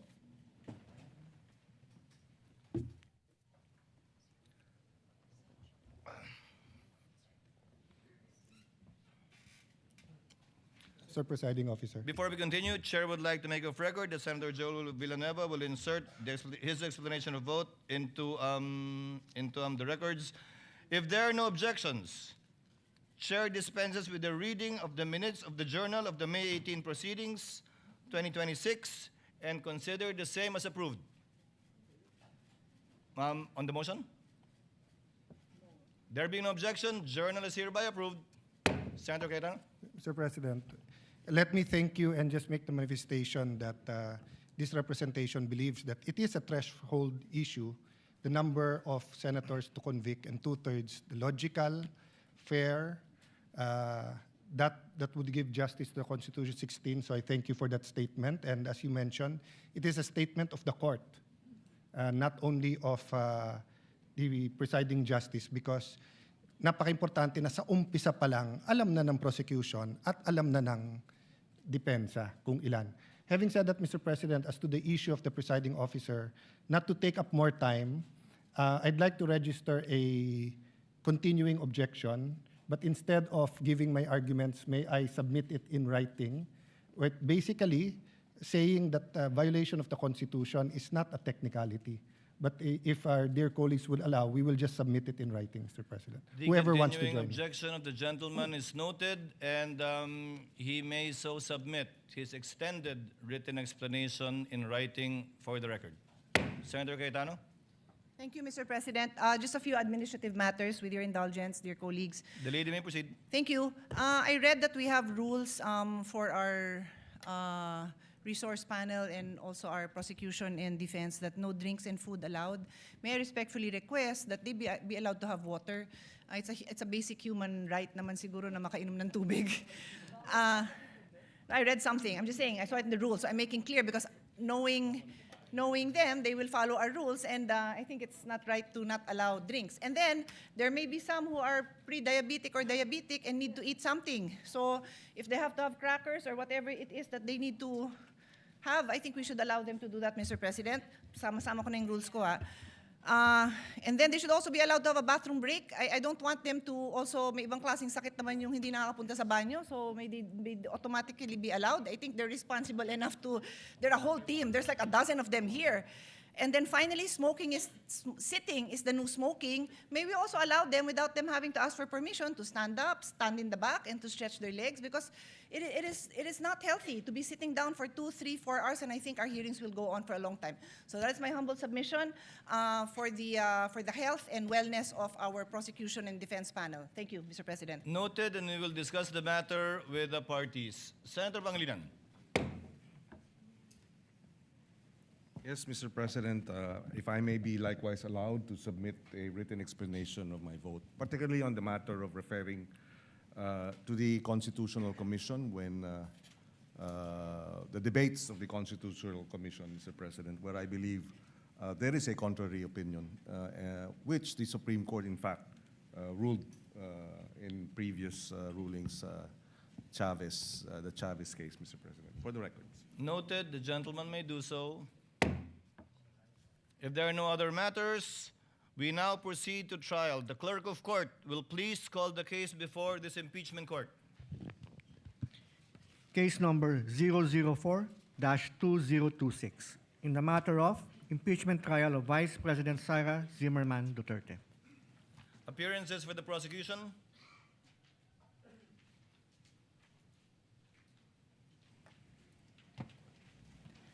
Good afternoon, Your Honors. We are 11 House prosecutors and 15 private prosecutors. I am Representative Jervil Jinky Pitrix Luistro, appealing for the prosecution. We are ready, Your Honor.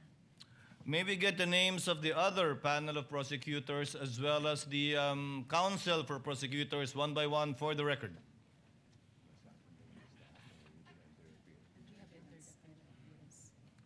Good afternoon, if Your Honors, please. We have already submitted the names of the public and private prosecutors who have formally entered their appearance. Ako po si Representative Jose Manuel I. Diokno, magalang pong humaharap sa Senate Impeachment Court. Ready po. Noted. Good afternoon, Your Honors. I am Representative Laila De Lima from the Mamamayang Liberal or ML party list, respectfully appearing as public prosecutor. We're ready.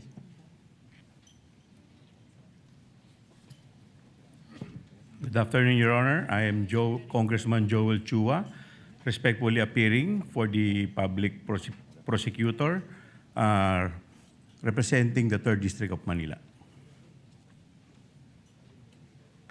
Good afternoon, Your Honors. I am Arlene Kakabagaw from the Nagat Islands, representing the public prosecutor, Your Honor. Good afternoon, Your Honors. I am Representative Lawrence Rivera Defensor from the 3rd District of Iloilo, respectfully appearing as public prosecutor. Good afternoon, Your Honors. Representative Jonathan Keith Flores of the 2nd District of Bukidnon as public prosecutor, Your Honor. Good afternoon, Your Honors. Representative Isabel Maria Jorge Zamora from the Lone District of San Juan City as public prosecutor. Good afternoon, Representative Terry Don of Bicol Saro Party List. We are ready, Your Honor. Maraming salamat po. Good afternoon, Your Honors. Representative Ramon Rodrigo L. Gutierrez of One Red Party List, respectfully entering appearance for the public prosecution. Good afternoon, Your Honors. Representative Lordan Swan of the 1st District of Cagayan de Oro City, respectfully appearing for the prosecution. For the record and for the information of our prosecutors, the term used in our rules for the public prosecutors, as you so mentioned, should be panel of prosecutors of the House of Representatives, and insofar as I've been hearing the term private prosecutors, the private lawyers will be referred to as counsel for the prosecutors. You may proceed. Good afternoon, Your Honors. I'm Attorney Lorna.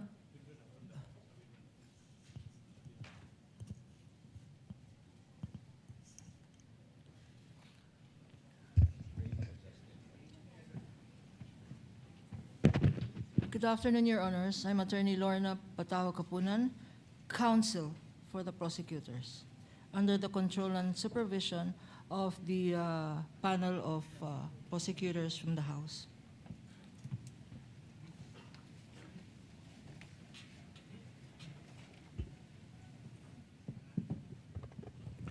Magandang hapon.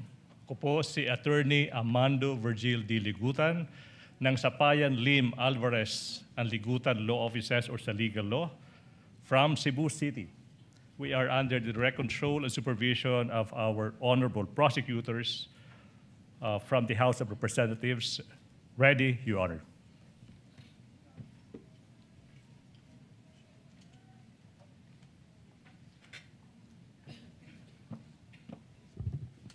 Good afternoon, Your Honors.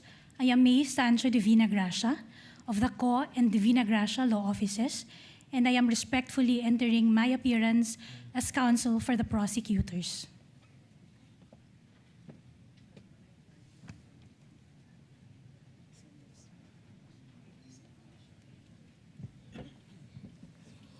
Your Honors, good afternoon.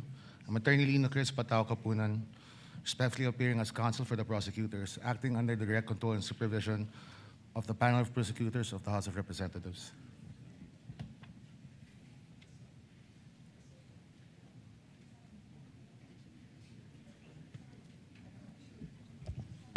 Good afternoon, Your Honors. Attorney Sonia Castillo, private prosecutor, under direct control and supervision of the public prosecutors. We are ready, Your Honor.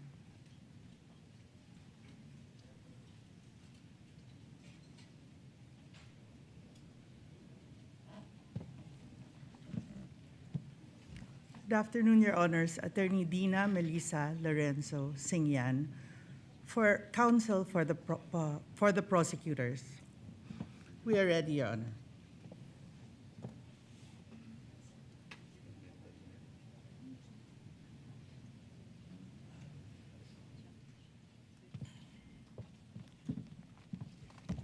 Good afternoon, Your Honors. I'm Attorney Marfor T. Fua, appearing as counsel for the panel of prosecutors. Good afternoon. We are ready, Your Honor.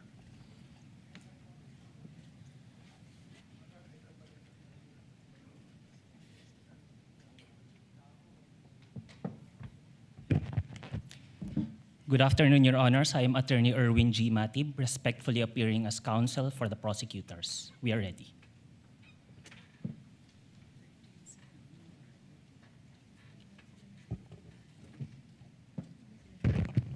Good afternoon, Your Honors. I'm Attorney Justine Lamarca, respectfully entering my appearance as counsel for the prosecutors.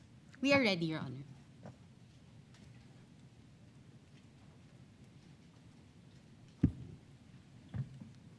Good afternoon, Your Honors. With respect, James Brian Ibrahim Ali of Pecca Barlow, formerly Ponce Enrile Reyes and Manalastas, appearing as counsel for the prosecutors. We're ready to proceed today, Your Honor.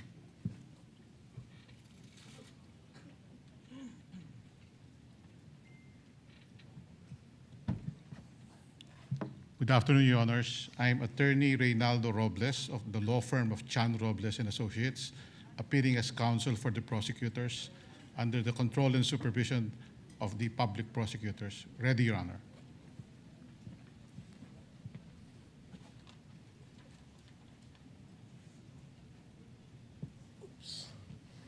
Good afternoon, Your Honors. Bettina Nepomuceno Zamora, respectfully appearing as counsel for prosecutors. We are ready.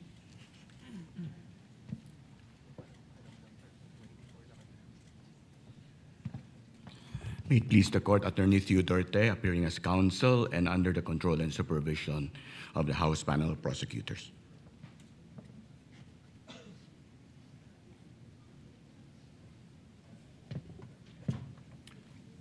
Good afternoon, Your Honors.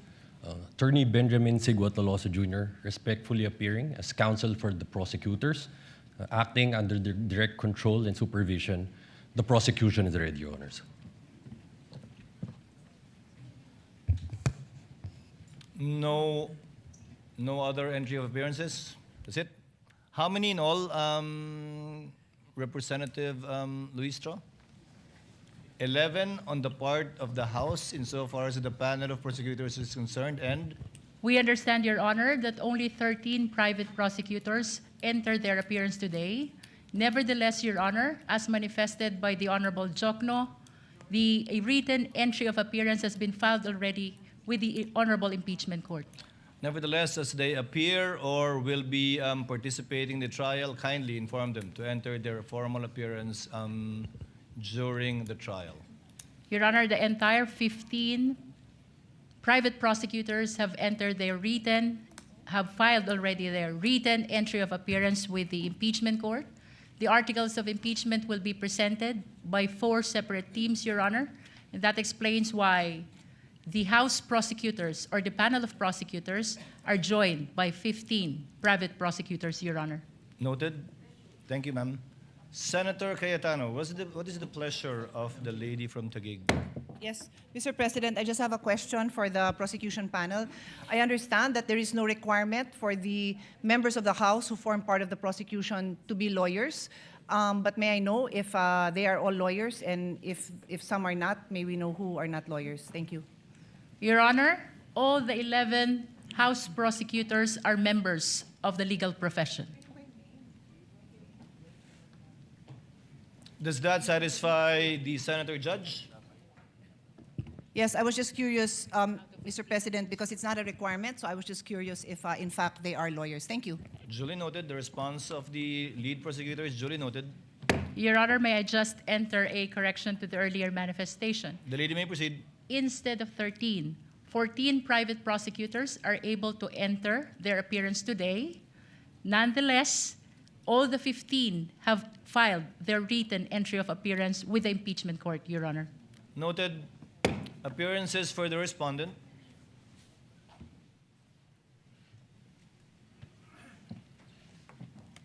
Good afternoon, Your Honors. I am Sheila Sison, respectfully appearing for Vice President Sara Zimmerman Duterte.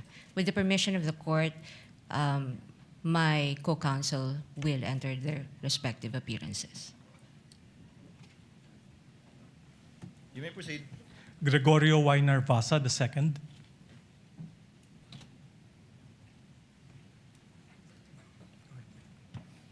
Christine R. Ferrer for the Vice President. Good afternoon, Your Honors. Michael Wesley Poa for the Vice President. Good afternoon, Your Honors. Carlo Joaquin T. Narvasa for the Vice President. Good afternoon, Your Honors. I am Mark C. Vinluan for the Vice President. Good afternoon, Your Honors. Justin Nicole B. Goulart for the Vice President. Good afternoon, Your Honors. Lyndon Miguel C. Bacuel for the Vice President. Good afternoon, Your Honors. I am Ralph Borja Bodota for the Vice President. Good afternoon, Your Honors. Roberto Narvasa Batungbakal for the Vice President. Good afternoon, Your Honors. David Runel M. Gully VII for the Vice President. Good afternoon, Your Honors. Carol Grace G. Oroseo for the Vice President. Good afternoon, Your Honors. Clarlene Radok for the Vice President. Good afternoon, Your Honors. Francesca Marie V. Flores for the Vice President. Good afternoon, Your Honors. Miguel Carlos Albar Fernandez for the Vice President. Chair notes the entry of appearance of the counsels for respondent Vice President Sara Zimmerman Duterte, and Chair likewise notes that the Vice President is not physically present but represented more than adequately by her counsels who entered their appearance. On May 19, 2026, the court, pursuant to Rule 7 of our rules, issued the summons to Vice President Sara Zimmerman Duterte to answer to the articles of impeachment. On May 20, 2026, the Sergeant at Arms served the summons on the Vice President and made a return of service under oath before the Secretary of the Senate. Let the return be entered at large into the records pursuant to Rule 8 of the Rules of Procedure on Impeachment Trials. So ordered. Likewise, the court received pleadings, comments, manifestations filed by the parties. All such pleadings, comments, manifestations, and requests filed by the parties, as well as all issuances and orders of the clerk, as well as the clerk of court, made through the presiding officer, are hereby deemed read into the records of the case. So ordered. At this juncture, the chair would like to direct the parties to prepare for their opening statements. We will start with the prosecution. May I know from the prosecution who will deliver the opening statement, and from the respondent who will deliver the opening statement? Under our rules, only one lawyer shall deliver the opening statement for either side. I presume, Representative Luistro, you will deliver for the prosecution and for on the part of the respondent? I will deliver the opening statement for the defense, Your Honor. Representative Luistro from the panel of prosecutors of the House of Representatives is now recognized to deliver her opening statement for the prosecution. You may proceed, ma'am, and you have 15 minutes. Your Honor, before I proceed, the prosecution respectfully moves for the reading of the 4 articles of impeachment and the entry of the corresponding answer or plea for each article of impeachment, Your Honor. Your Honor, this is consistent to the Senate rules on impeachment, particularly Rule 7, Your Honor, the last paragraph of which mentions about failure to appear, failure of the lawyer to appear, and failure to file answer. There should be an entry of plea of not guilty. Likewise, Your Honor, under Rule 9 of the Senate Rule of an Impeachment, which says that the person impeached shall then be called to appear and answer the articles of impeachment against him or her. In this rule, Your Honor, it was likewise provided that the name of the person appearing in behalf of the respondent should be entered into the record. And by the answer, Your Honor, it is humbly believed that it pertains to the particular plea of whether guilty or not guilty of the respondent, Your Honor. Likewise, Your Honor, under Rule 21, Your Honor, the trial of all the articles of impeachment shall be completed before the senators vote on the final question of whether or not the impeachment is sustained. It is gleaned from these rules, Your Honor, that the senators will be voting on a per article basis, Your Honor. And that is why it is the humble submission of the prosecution that there should be reading of the article and entry of the particular plea per article, Your Honor. This likewise, Your Honor, manifests our complete adherence to the mandate of the Constitution sa pagbasa po ng mga artikulo ng impeachment at pagpapasok ng sagot ng respondent, maipakita po natin sa sambayanang Pilipino ang ating pagsunod sa mandato ng Konstitusyon. Likewise, Your Honor, it upholds due process not only of the respondent but also of the Filipino people. Sa pagbasa po ng mga artikulo ng impeachment, she will be informed of the nature of the accusation against her bago pa po siya sumagot whether she is guilty or not guilty, Your Honor.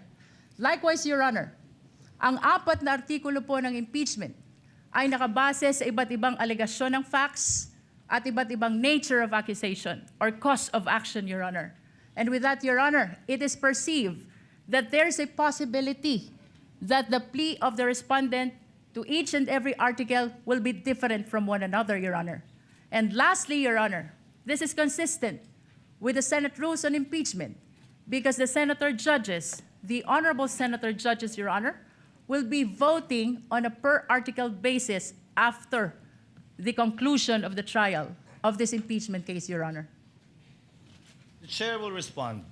Unless the counsel for respondent would like to say something about the motion of the distinguished lead prosecutor. Yes, Your Honor, may I comment? The lead may proceed. Before the presiding officer can rule on the motion or request of the lead prosecutor. But before I give my comment, may I just clarify if the lead prosecutor is now making a motion to arraign the respondent accused? Your Honor, whether this is arraignment or otherwise, the motion of the prosecution is very much consistent with the Senate rules on impeachment. I think the question, Your Honor, is very simple. As I have It's mentioned, Your answerable by Honor, yes or no, Your Honor. Rule Is the 7, lead prosecutor, Rule 9, is the lead prosecutor Let this not be a debate between the requesting counsels. for the respondent accused to Counsel be for arraigned, Your Honor? respondent, kindly make your comments and avoid asking questions from the counsel for the prosecutor. We will recognize the counsel for respondent for her comments on the motion and the manifestations made by the lead prosecutor for the House. You may proceed, ma'am. Thank you, Your Honor. I believe I have a standing question to the lead prosecutor, and I would like to ask her for the legal basis for requiring the respondent to be arraigned today. Because, Your Honor, I note that in her request earlier and manifestations given for the respondent to be arraigned today, she cited Rule 7, Rule 9, and Rule 21. However, in Rule 7, it very clearly states that if the person impeached after service shall fail to appear either in person or by counsel on the day so fixed, or appearing shall fail to file his answer to such articles of impeachment, the trial shall proceed nevertheless as upon a plea of not guilty. Well, this rule is clear. It does not talk about any arraignment. And if we take a look at this sentence, everything here has been satisfied. The respondent accused is here, has attended through counsel. She may not be in person, but the notice given to the defense is that she may appear through counsel. Second thing is that the respondent accused was also able to file her answer. And so Rule 7 does not support the request of the lead prosecutor that the respondent accused be arraigned today. Now, on the matter of Article 9, counsel also say that the person impeached shall then be called to appear and answer the articles of impeachment against him or her.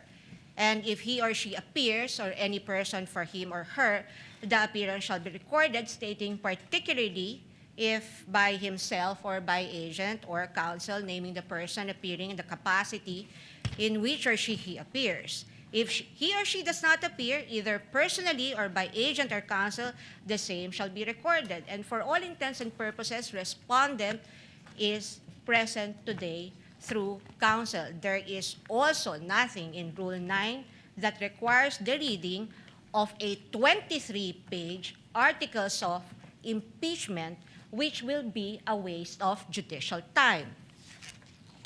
Now, finally, under Rule 21, Your Honor, may I just correct the manifestation earlier by counsel, because it would seem to me, unless a reading of the transcript would say that I'm mistaken, but I seem to have heard the lead prosecutor claim that the voting on the articles of impeachment will be per article. Well, that's true, but the first sentence of Rule 21 says, the trial of all the articles of impeachment shall first be completed before the senators vote on the final question on whether or not the impeachment is sustained. Now, honestly, I do not see how Rule 21 is related to the motion now being requested or propounded by the lead prosecutor. And at any rate, Your Honor, given that the respondent is represented by her counsel today, and this is consistent, her appearance is consistent with the notice given and in accordance with the rules on rules of procedure of this court, then we can enter her plea on her behalf. The arguments of the parties are duly noted. Chair will now make its ruling. The articles of impeachment were deemed read and spread into the records when it was referred by the Senate to the Committee on Justice for the proper issuance of summons. And a plea of not guilty will only be entered in accordance with our rules in behalf of the Vice President if she does not file an answer. But in this case, she has filed an answer and in fact has appeared through counsel. Insofar as the reading of the articles of impeachment is concerned, it will be done at the final resolution of this case when it is put to a vote by the senator judges, where each article of impeachment will be read before a vote shall be taken thereon. For those reasons, the motion is denied, and the lead prosecutor, Representative Luistro, may proceed with her opening statement. Kindly be mindful of the clock, and before recognizing you, ma'am, may I remind the counsels for the parties to kindly address the chair with respect to anything and everything they want or wish to say before the court, and not to address each other. The lady may proceed. Representative Luistro, you are recognized, and you have 15 minutes for your opening remarks. We thank the court, Your Honor.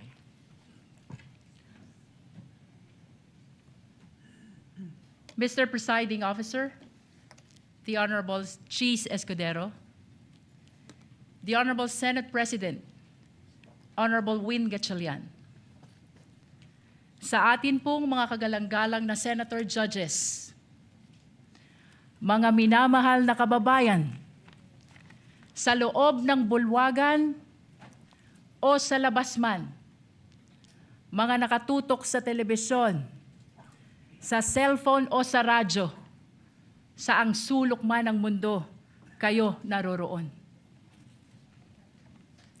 Maraming Pilipino ang nagtatanong ngayon, bakit mahalaga ang paglilitis na ito? Ano ang kaugnayan nito sa buhay ng ordinaryong Pilipino?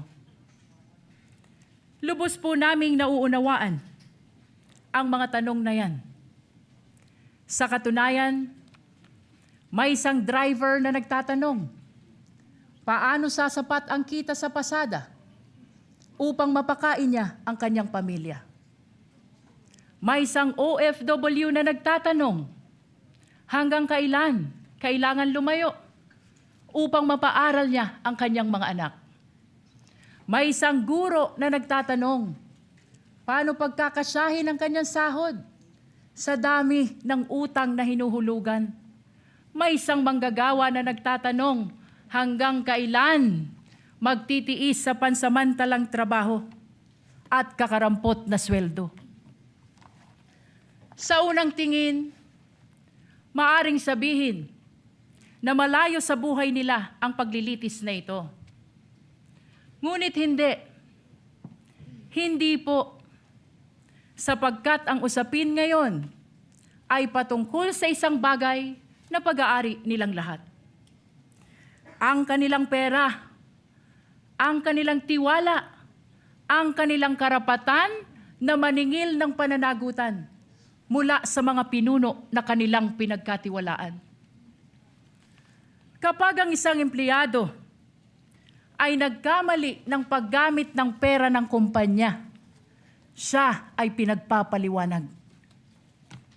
Kapag ang isang barangay treasurer hindi maipaliwanag ang nawawalang pondo, siya ay iniimbestigahan. Kapag ang isang principal ay naglustay ng pera ng bayan, kahit 5,000 lang yan, siya ay pinaparusahan. Natural lamang na magtanong ang sambayanan, kung ang ordinaryong Pilipino ay pinapanagot, bakit hindi ang pinakamakapangyarihan na opisyal ng pamahalaan? Ito ang dahilan kung bakit mahalaga ang paglilitis na ito.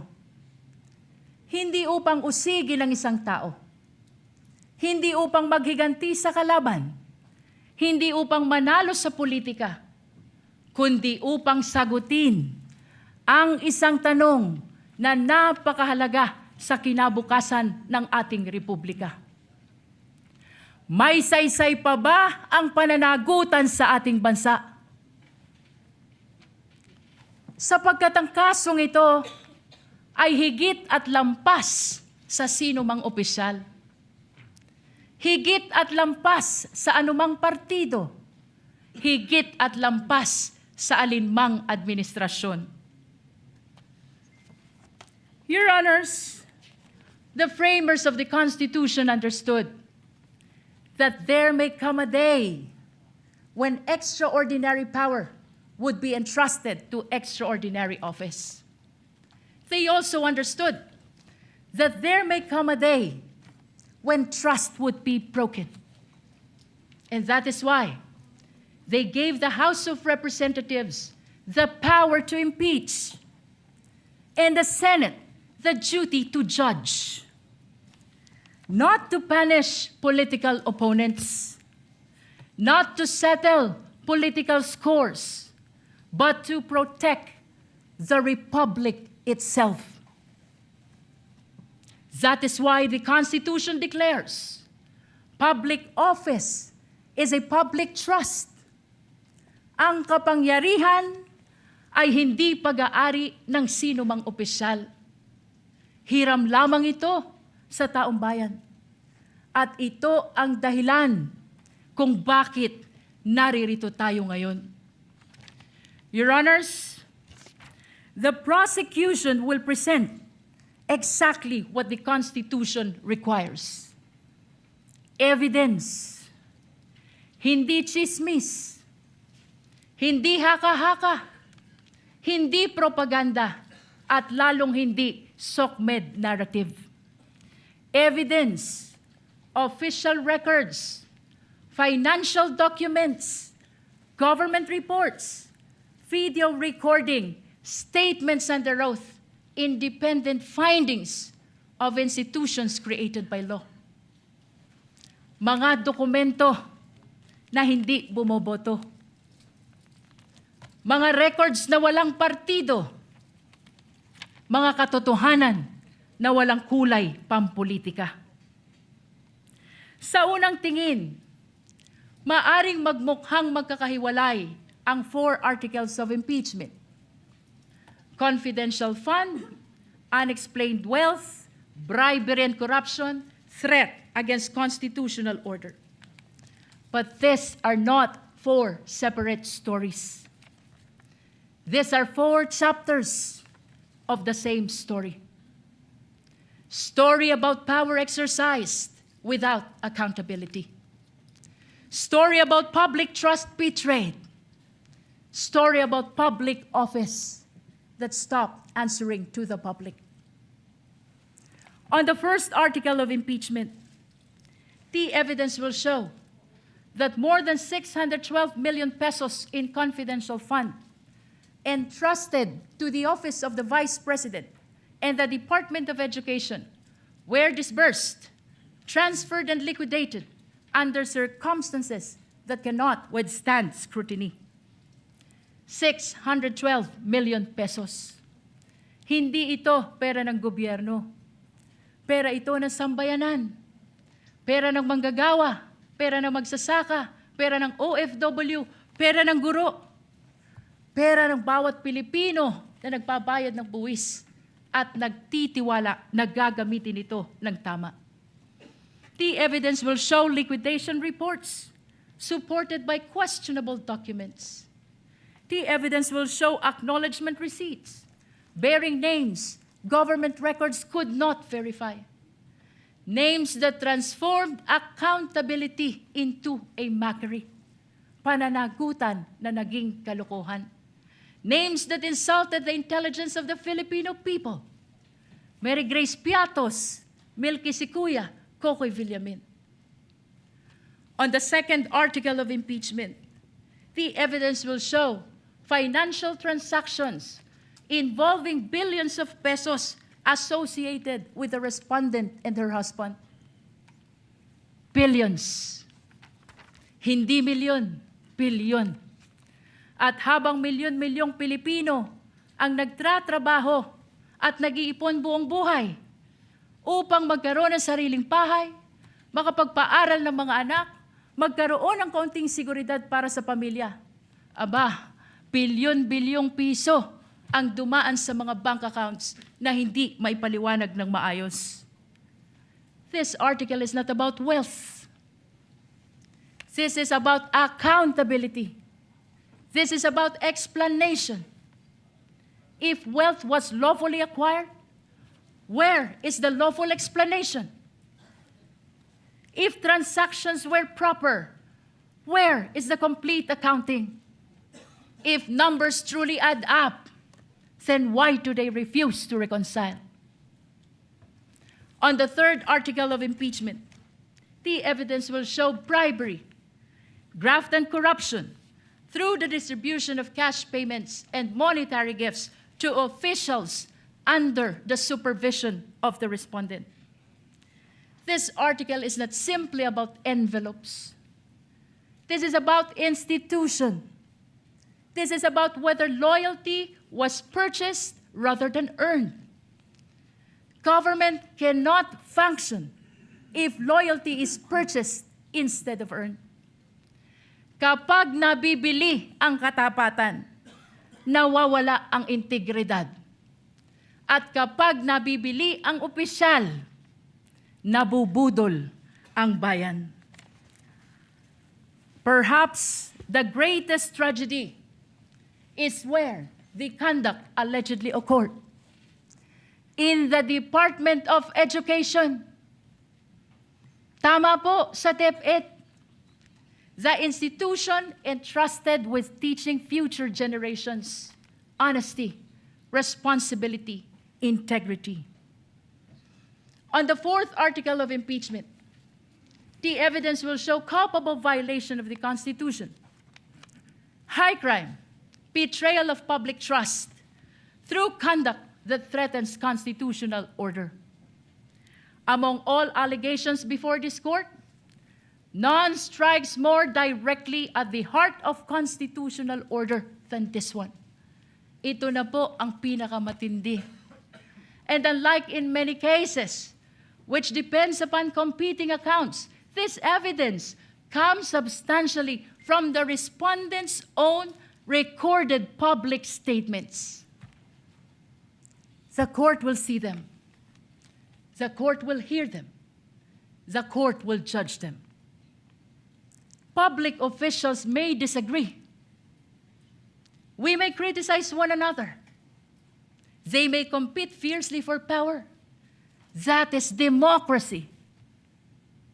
But democracy ends when violence begins. Sa kasaysayan ng ating republika, walang vice-presidente na may kaibigan na hitman. Ngayon lang. Walang vice-presidente na nagpapapatay ng Pangulo. Ngayon lang. Walang vice-presidente na handang magpapatay para lamang makaupo sa pwesto. Ngayon lang. The Constitution provides many means on how to resolve political conflict. Election, legislation, public debate, judicial review, and even impeachment. But it does not permit threats. It does not permit violence. It does not permit people entrusted with power to place themselves above constitutional restraints.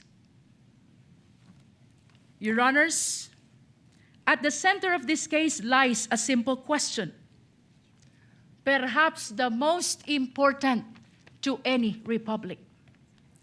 When the people entrust power to a public official, does the public official remain accountable to the people, or do the people become accountable to the public official? The Constitution's answer is very clear. Power belongs to the people.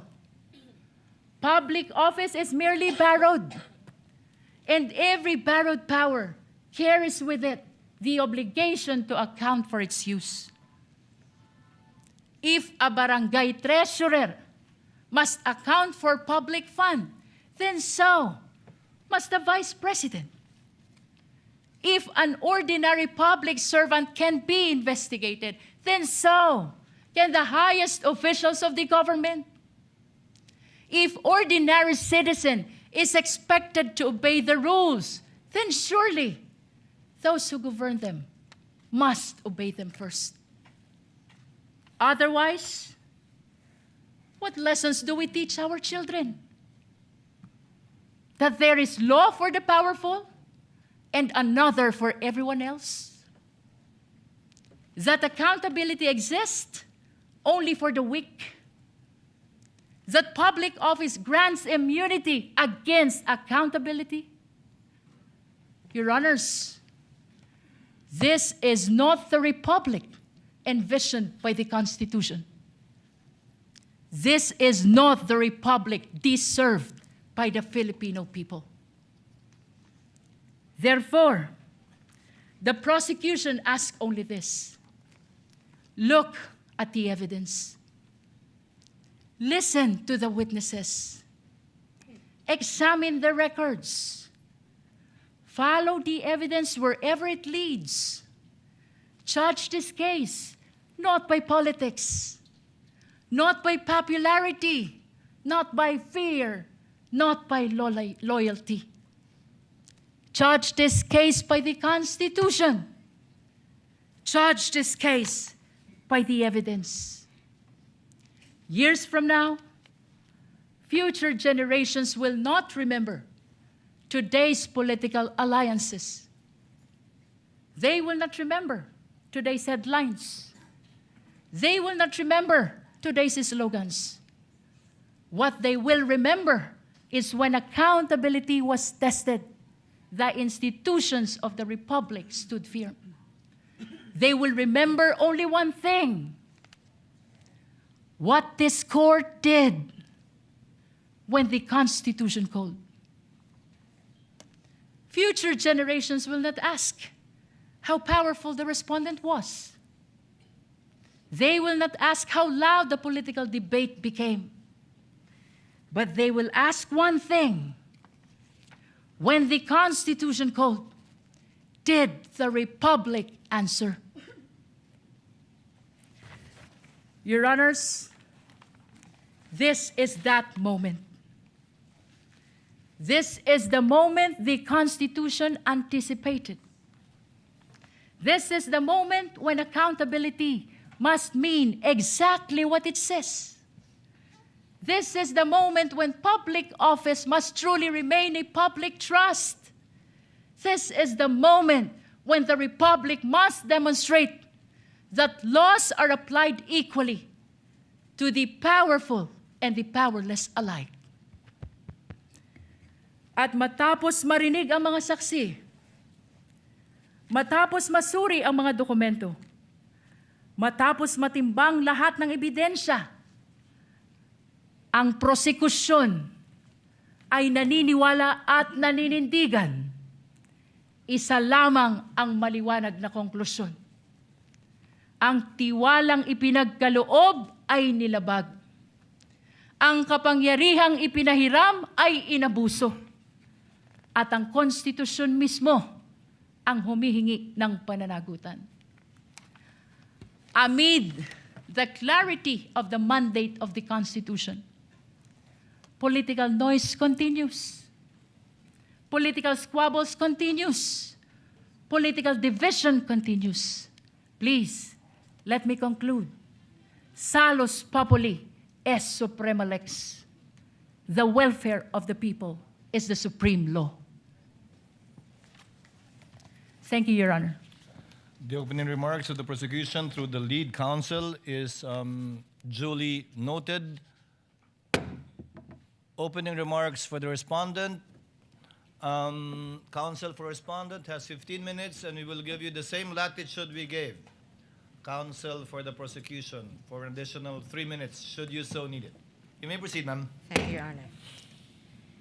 Your Honors, fellow Filipinos, good afternoon. As we begin today the impeachment trial of the Vice President, and in the days ahead, this court will undertake its constitutional task of receiving and weighing the parties' evidence, and ultimately to decide whether these pieces of evidence justify either a judgment of conviction or acquittal, guided only by its members' conscience and their solemn oath to do impartial justice. The present undertaking of this court, therefore, not only carries the weight of the Constitution, but also the imprint of our nation's history, because the Filipino people have shown that they never forget. We, as a nation, never forget. But why is the act of remembering important? What does it matter to our history and to ordinary Filipinos? Because in this trial, the prosecution proposes that we unseat the Vice President elected to office by more than 32 million Filipino people, more than the number of votes cast for the sitting president, and much greater than any of the votes secured by each of the members of the House of Representatives who now are here to prosecute her and seek to undo this people's choice. Sa makatwid, ang malinaw na layunin sa likod ng mga paratang na ito ay ang pagpapatalsik sa isang vice-presidenteng inihalal ng mahigit 32 milyong Pilipino at bunga ng kanilang malayang pagpapasya. Whatever one's political persuasion is, the reality is that the prosecution now comes before this court to remove a vice president chosen by an overwhelming number of the electorate. You all have heard the prosecution say repeatedly that this is because they seek accountability, that the people have a right to hold their leaders accountable. This is not a matter of debate. Indeed, the people have a right to demand accountability from their leaders. What we have yet to hear from the prosecution, however, is this. When the Constitution declared under Section 1, Article 11, that public office is a public trust and that public officers and employees must at all times be accountable to the people, serve them with utmost responsibility, integrity, loyalty, and efficiency, act with patriotism and justice, and lead modest lives, the Constitution does not only speak to the Vice President. It also demands the same standards from the prosecutors. Being public officers themselves, the public prosecutors and the members of the House of Representatives are also held to the same constitutional standard. And so we must remember what history tells us. This is not the first time that members of the House of Representatives have attempted to remove the Vice President, and in a manner not compliant with the Constitution. In a July 25, 2025 decision, the Supreme Court unanimously declared in Duterte versus House of Representatives, GR numbers 278353 and 278359, that the impeachment proceedings in the House of Representatives were tainted with grave abuse of discretion, rendering the articles of impeachment that the House transmitted last year to the Senate as void ab initio. Early this year, the Supreme Court unanimously denied with finality the House of Representatives' motion for reconsideration of that decision, with a reminder that while impeachment is a powerful democratic process to call out corruption and grave abuse, impeachment can be abused, and that impeachment should never be abused to maintain the hegemonic dominance of greed by shaming those who occupy high government positions into preventing them from doing what they were sworn to do.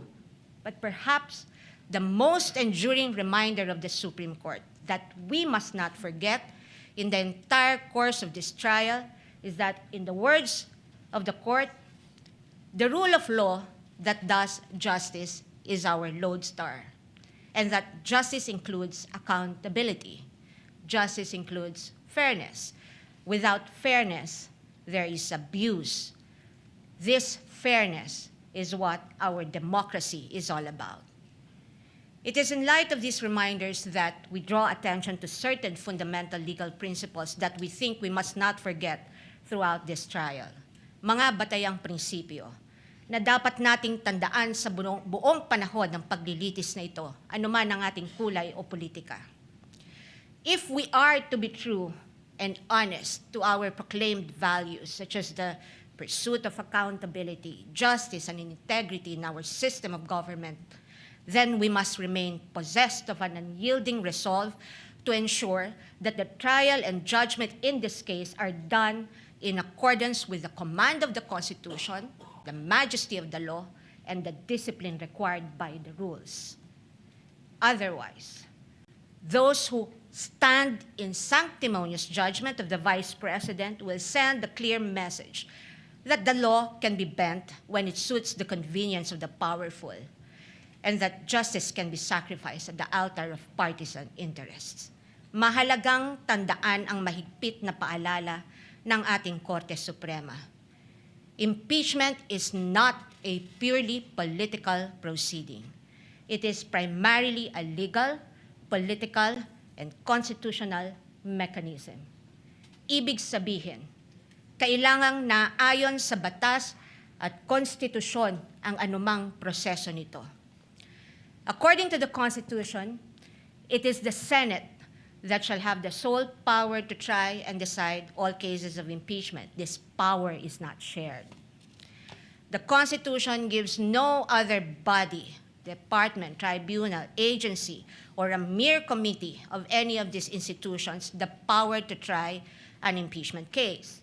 The House merely initiates, the Senate tries. Yet, we have seen the Committee on Justice conduct what its chairperson, the lead prosecutor in this case, described as a mini trial, which, as we all had witnessed, became a vast fishing expedition of alleged evidence that were not even part of the impeachment complaints under its consideration and which the respondent accused was made to answer.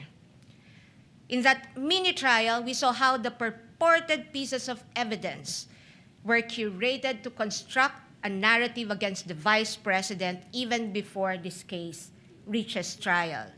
The articles of impeachment presented before this court as an exercise of the House's power to initiate impeachment cases are therefore, in sober truth, the product of an impermissible intrusion of clear constitutional boundaries.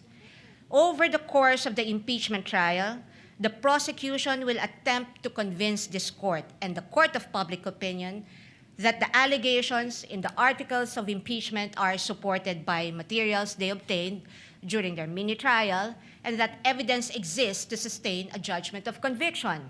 They will claim that the notices of suspension and disallowance issued by the COA and the COA decision denying the Vice President's appeal of that disallowance support their accusations, with the release of that decision by the COA conveniently timed and coinciding with the committee hearings. They will claim that the certifications of the PSA confirm their allegation that recipients of the confidential funds do not exist, even though they listed one Mary Grace Piatos in their pre-trial brief as among their witnesses, or that the liquidation of the confidential funds in a span of 11 days was allegedly swift as to invite suspicion. The prosecution will assert that the supposed NBI findings of similar signatures across a number of acknowledgement receipts submitted to the COA are supportive of their conclusion that the disbursements of the confidential funds were irregular. What the prosecution avoided informing the public so far are these: that it was the then Secretary of the Department of Budget and Management, Amena Pangandaman, who issued a memorandum for the President through Executive Secretary Lucas Bersamin on October 18, 2022, recommending the approval of the Office of the Vice President's request for confidential funds. That the Office of the President did in fact approve that recommendation of the DBM through a memorandum from the Executive Secretary dated November 28, 2022, and signed by the former Executive Secretary Lucas Bersamin by order of the President. That on December 13, 2022, the DBM issued a special allotment order number SARO-BMB-C-22-001-2004, signed by former Secretary Amena Pangandaman to cover the request of financial assistance, subsidy, and confidential funds of the OVP that, notwithstanding the impending end of the fiscal year, the confidential funds were nonetheless released to the OVP on December 20, 2022 under this documented approval process. That the COA decision is far from being final, that there is a pending motion for reconsideration of that decision, that, assuming arguendo, the COA denies that MR today, or while this trial is ongoing, as could plausibly happen under the circumstances, the respondent accused still has legal remedies available under the law and rules and can file a petition to question the validity of any forthcoming resolution of the COA on the MR under Rule 64 via petition for certiorari under Rule 65 of the Rules of Court, and more importantly, that nothing in the notice of disallowance or COA decision states any findings of supposed misuse of confidential funds as confirmed by Attorney Gloria Camora when she was asked on this point during the committee hearing on April 14, 2026. Across all other articles, the prosecution will lay a landscape of what it deems to be their evidence in support of their speculations and conclusions. We are not strangers to all these accusations, precisely because this was not the first time these narratives were foisted into the minds of the general public.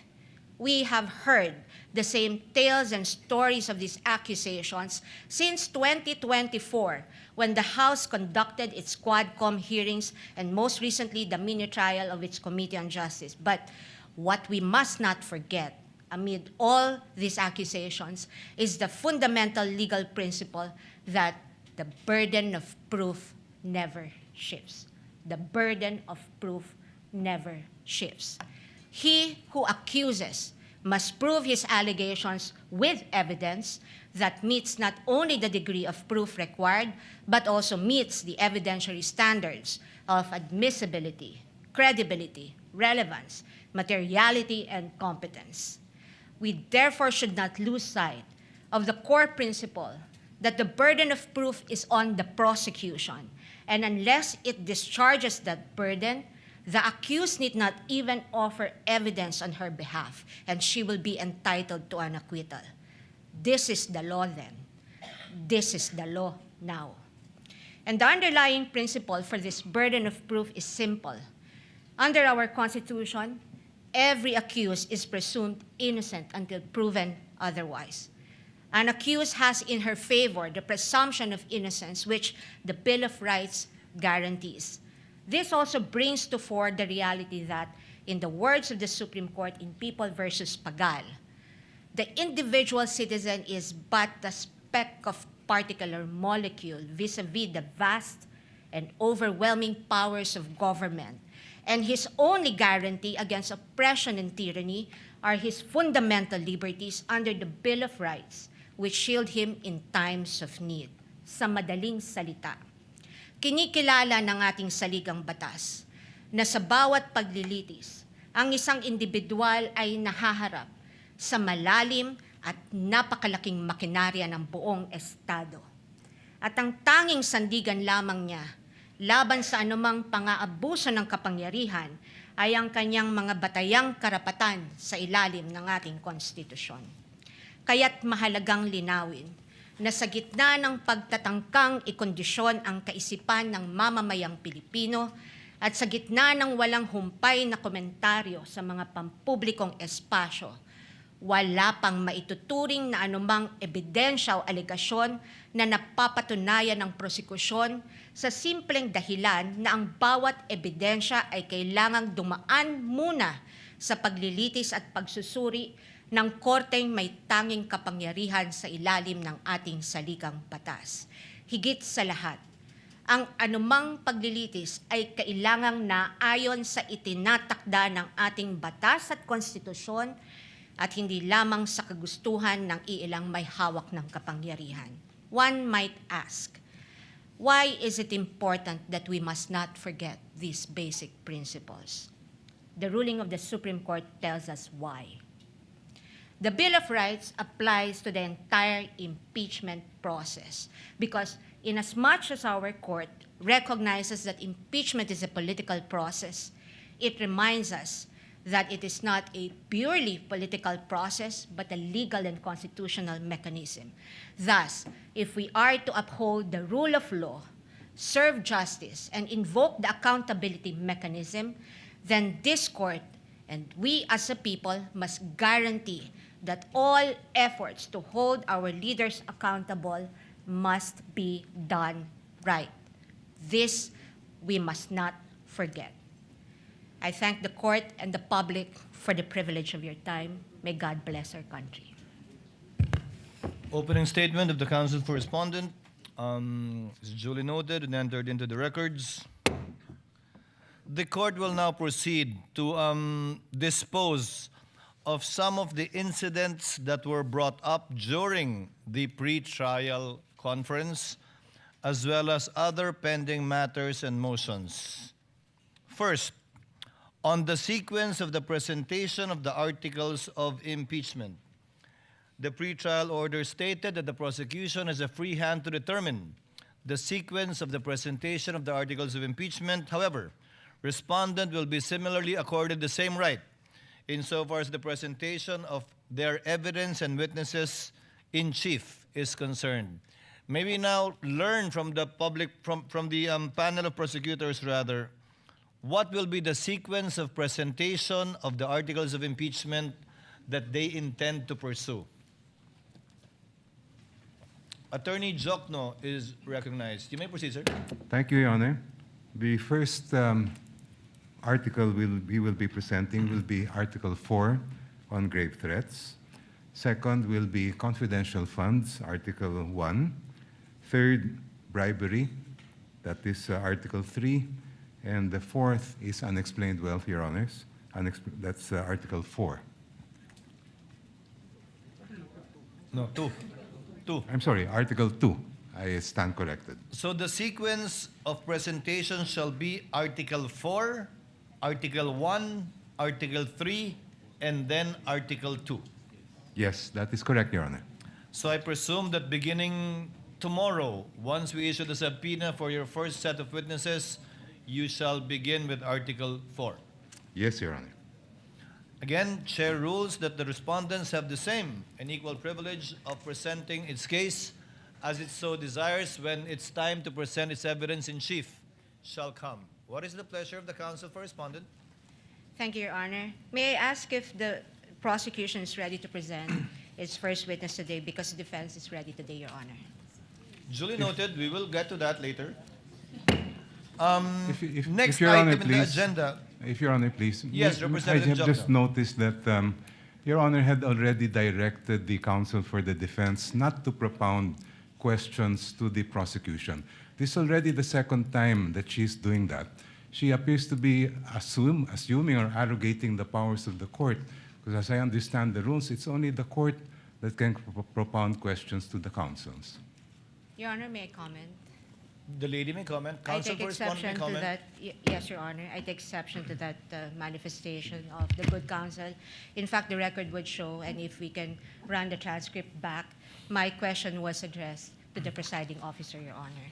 Let us move forward, gentleman and lady. Next item for us to dispense with, the witness disclosure rule. The prosecution proposed a 3-day witness disclosure rule. The respondents proposed a 5-day witness disclosure rule.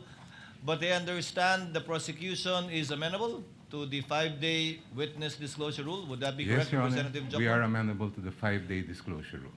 Chair therefore rules that insofar as disclosure to either party of a witness to be presented not mentioned in the pre-trial order and/or briefs of the parties shall be for 5 days.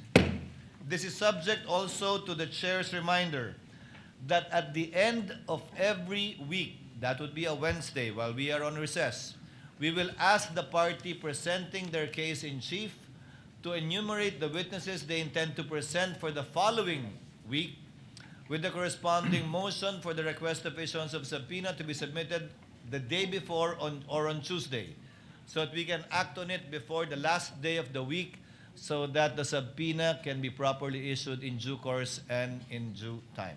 So ordered. On the examination of a witness by more than one counsel as propounded or proposed by the prosecution, the rules of the Senate are clear.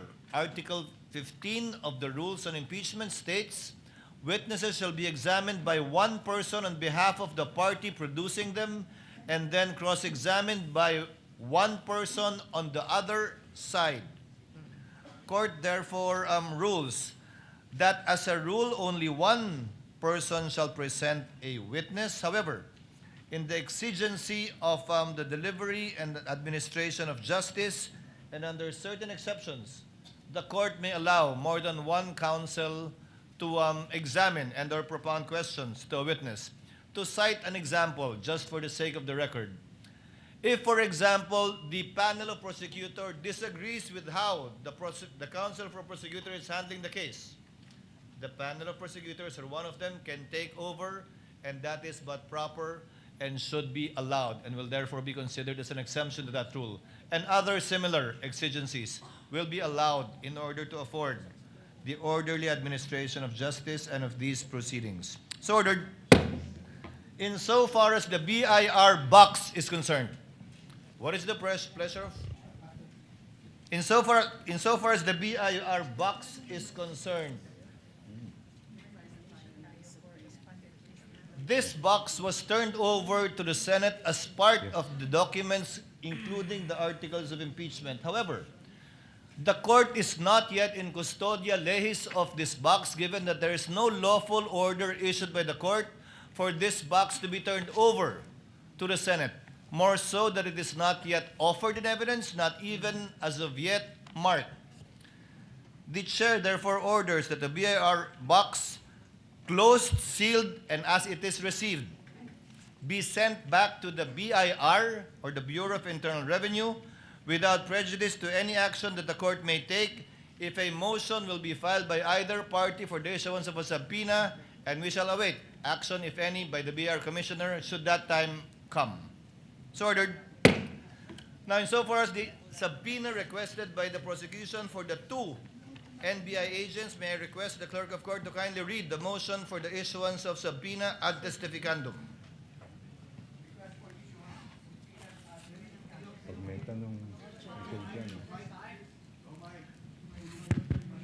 The prosecution, to the undersigned public prosecutors, respectfully requests the issuance of subpoenas ad testificandum, directing the following witnesses to appear and testify before the Honorable Impeachment Court on July 6, July 7, and July 8, 2026 at 2 p.m.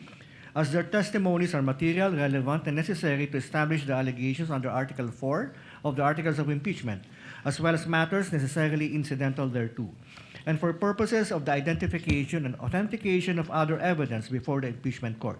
Number 1, Attorney Jeremy C. Lotok, Regional Director, National Bureau of Investigation.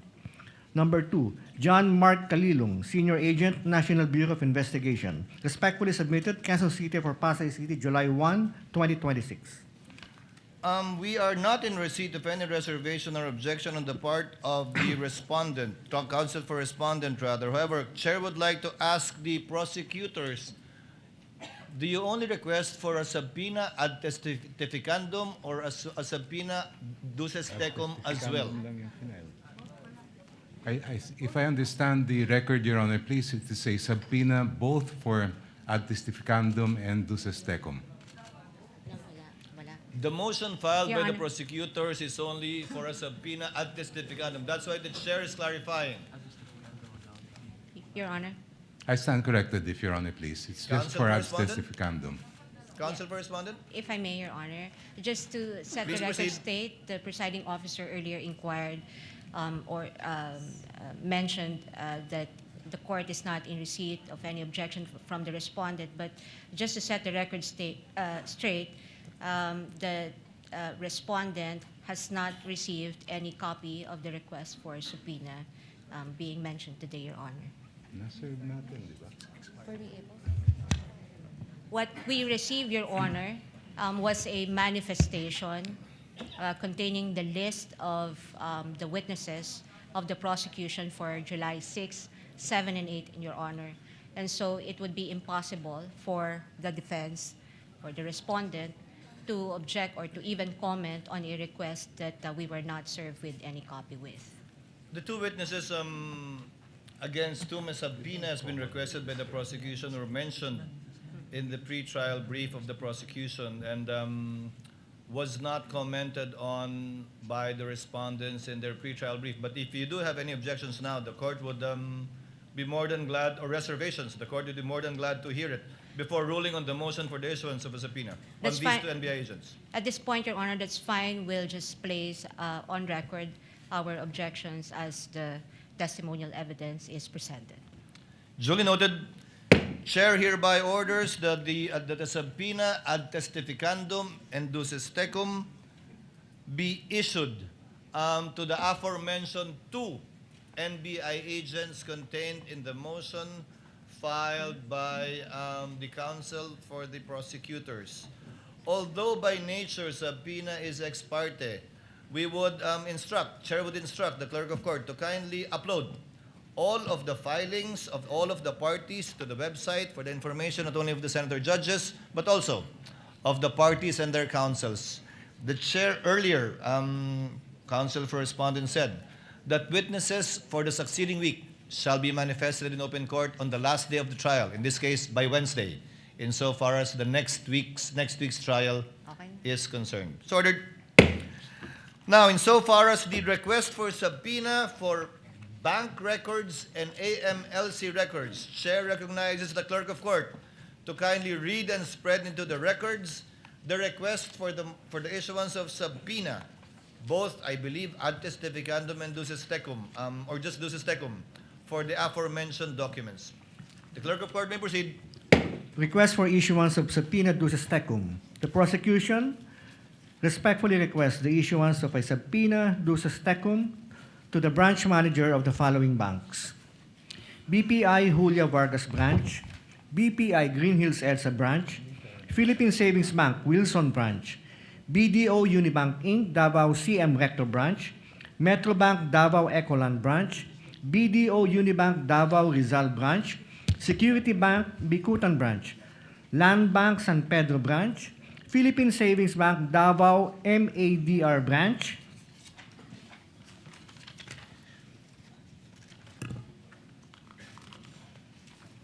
requiring him or her or his or her authorized representative to submit to the clerk of the impeachment court on or before 24 June 2026 at 9 a.m.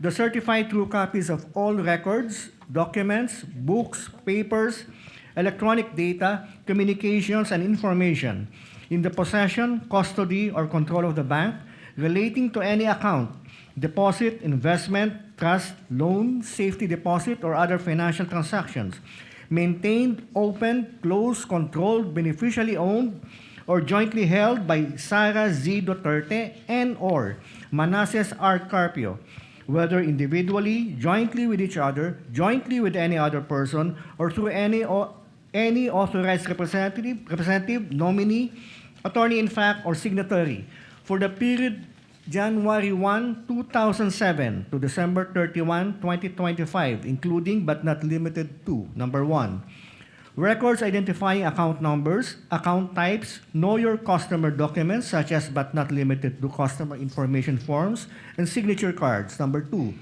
monthly bank statements, average daily balances per calendar year, year-end balances from January 1, 2007 to December 31, 2025. Number 3, all account and transaction records, ledgers, and journals and similar instruments from January 1, 2007 to December 31, 2025. And number 4, all other relevant bank documents. Request for subpoena duces tecum to the Anti-Money Laundering Council, to Honorable Eli M. Remolona Jr., Chairman, AMLC, to Attorney Ronel U. Benaventura, Executive Director, AMLC, requiring him or her or his or her authorized representative to submit to the clerk of the impeachment court on or before 24 June 2026 at 9 a.m. original or certified true copies of the following: number 1, all reports of covert transactions and suspicious transactions filed by banks and all other financial institutions and covered persons required to submit covert transaction reports and suspicious transaction reports to the AMLC involving Sara Duterte Carpio and or Manasseh R. Carpio, covering the period of 2006 to 2025. Number 2, any and all investigation reports or related reports or documents prepared by the AMLC reported covert transactions or suspicious transactions. Number 3, electronic copies including Microsoft Excel files, database extracts, or machine-readable formats of AMLC, CTRs, and STRs for the period 2007 to 2025 involving Sara Duterte Carpio and or Manasseh R. Carpio. Respectfully submitted, Quezon City for Pasay City, June 18, 2026. Your Honor, may I comment? If Your Honor, please, before the defense makes a comment, just to obviate the proceedings and to facilitate the hearing today, if I may. The chair has not recognized anyone yet. May I be recognized, Your Honor?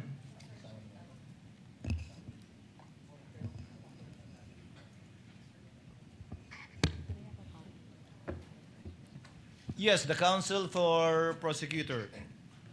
If Your Honor, please. The subpoena request that was just read by the clerk of court pertains to a request that the prosecution filed in early June where we had requested that the documents specified be brought to the Honorable Court on June 24. Since that date has passed and no subpoena has been issued, we had refiled just this afternoon a subpoena reiterating the same requests, and in the interest of justice and to allow the defense to comment or, if they want, object to the request that we filed this afternoon. Perhaps if I may suggest, if Your Honor please, that we provide the copy to the defense, give them a period of time to submit their opposition or objection, and as well the same period of time to the prosecution to reply before the Honorable Court rules on this Counsel, request. is the motion for subpoena ducis tecum and/or ad testificandum that you filed today exactly the same as what you filed before? No, Your Honor. It contains the same documents that we had requested earlier, but there were some additional documents that were also mentioned in the request we filed this afternoon. So you asked for additional documents and Yes, information? Your Honor. What does counsel for respondent say?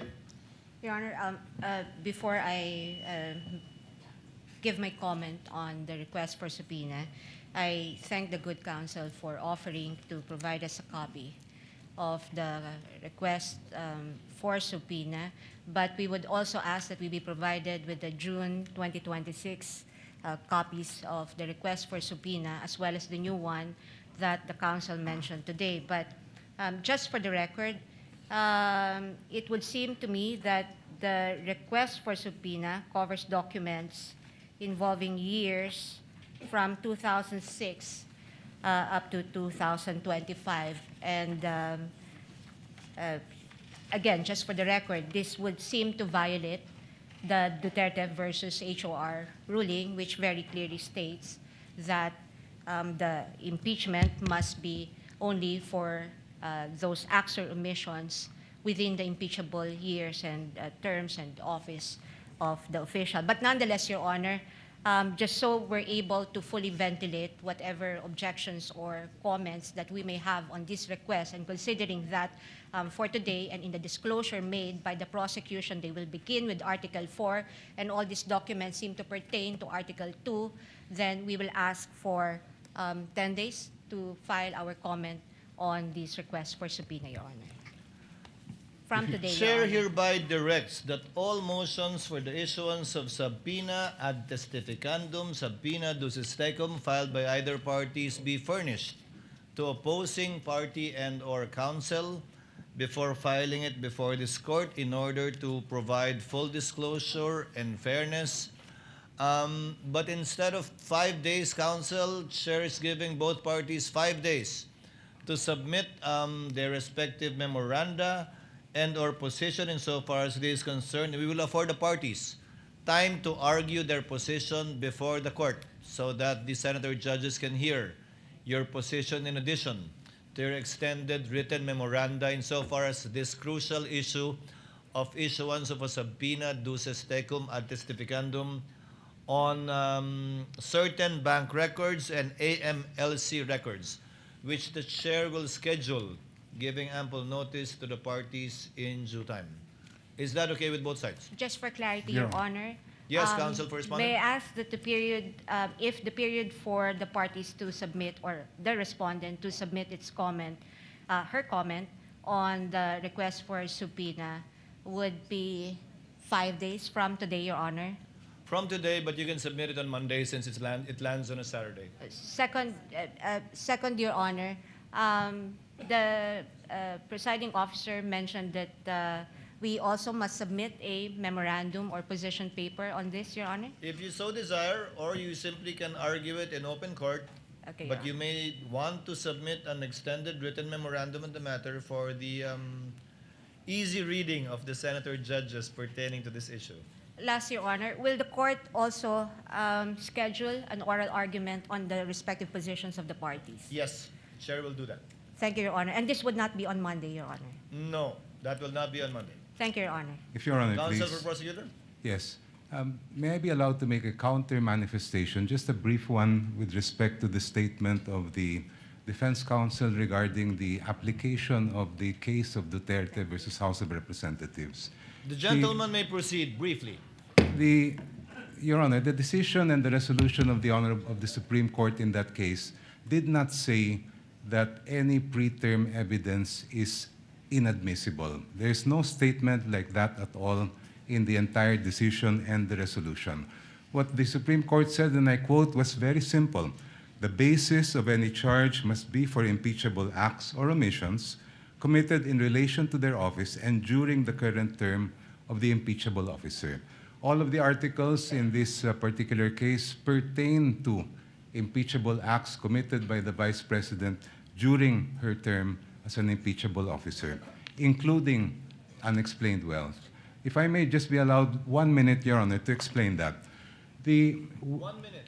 Unexplained wealth, Your Honor, that is amassed prior to the term of a Vice President is relevant and material to her being an impeachable officer, because wealth of the magnitude of millions or billions ay meron pa rin pong pakinabang po yan ang Vice President kahit hanggang ngayon.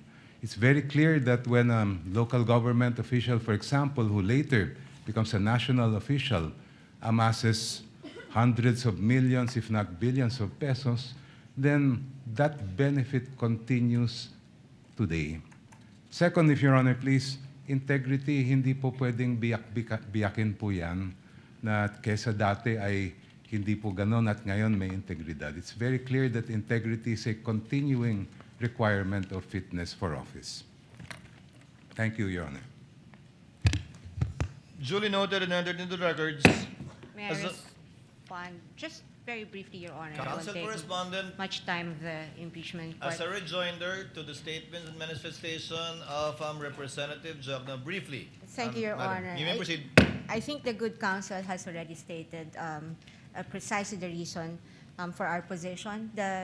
We maintain our belief that the Duterte versus HOR ruling precludes any of these trawling incursion, again, on private records of so many individuals and so many entities when nothing in the articles of impeachment point to any specific allegations as to the relevancy of all these documents, Your Honor. But nonetheless, we will include all our position and as well as our objections on the request made today with respect to these documents, and what it would seem to the defense would be another 2.0 version of a fishing expedition. May I also, Your Honor, just to clarify also the period given to us to comment on the request for subpoena, may we ask that the 5-day period run from our receipt of the copies of the documents, Your Honor. We will make sure that the counsel for respondent will get that today. Thank you, Your Honor. The comments of both counsels of the parties are duly noted and entered into the records. Chair would like to apologize to Senator Cayetano, who has been waiting for quite some time.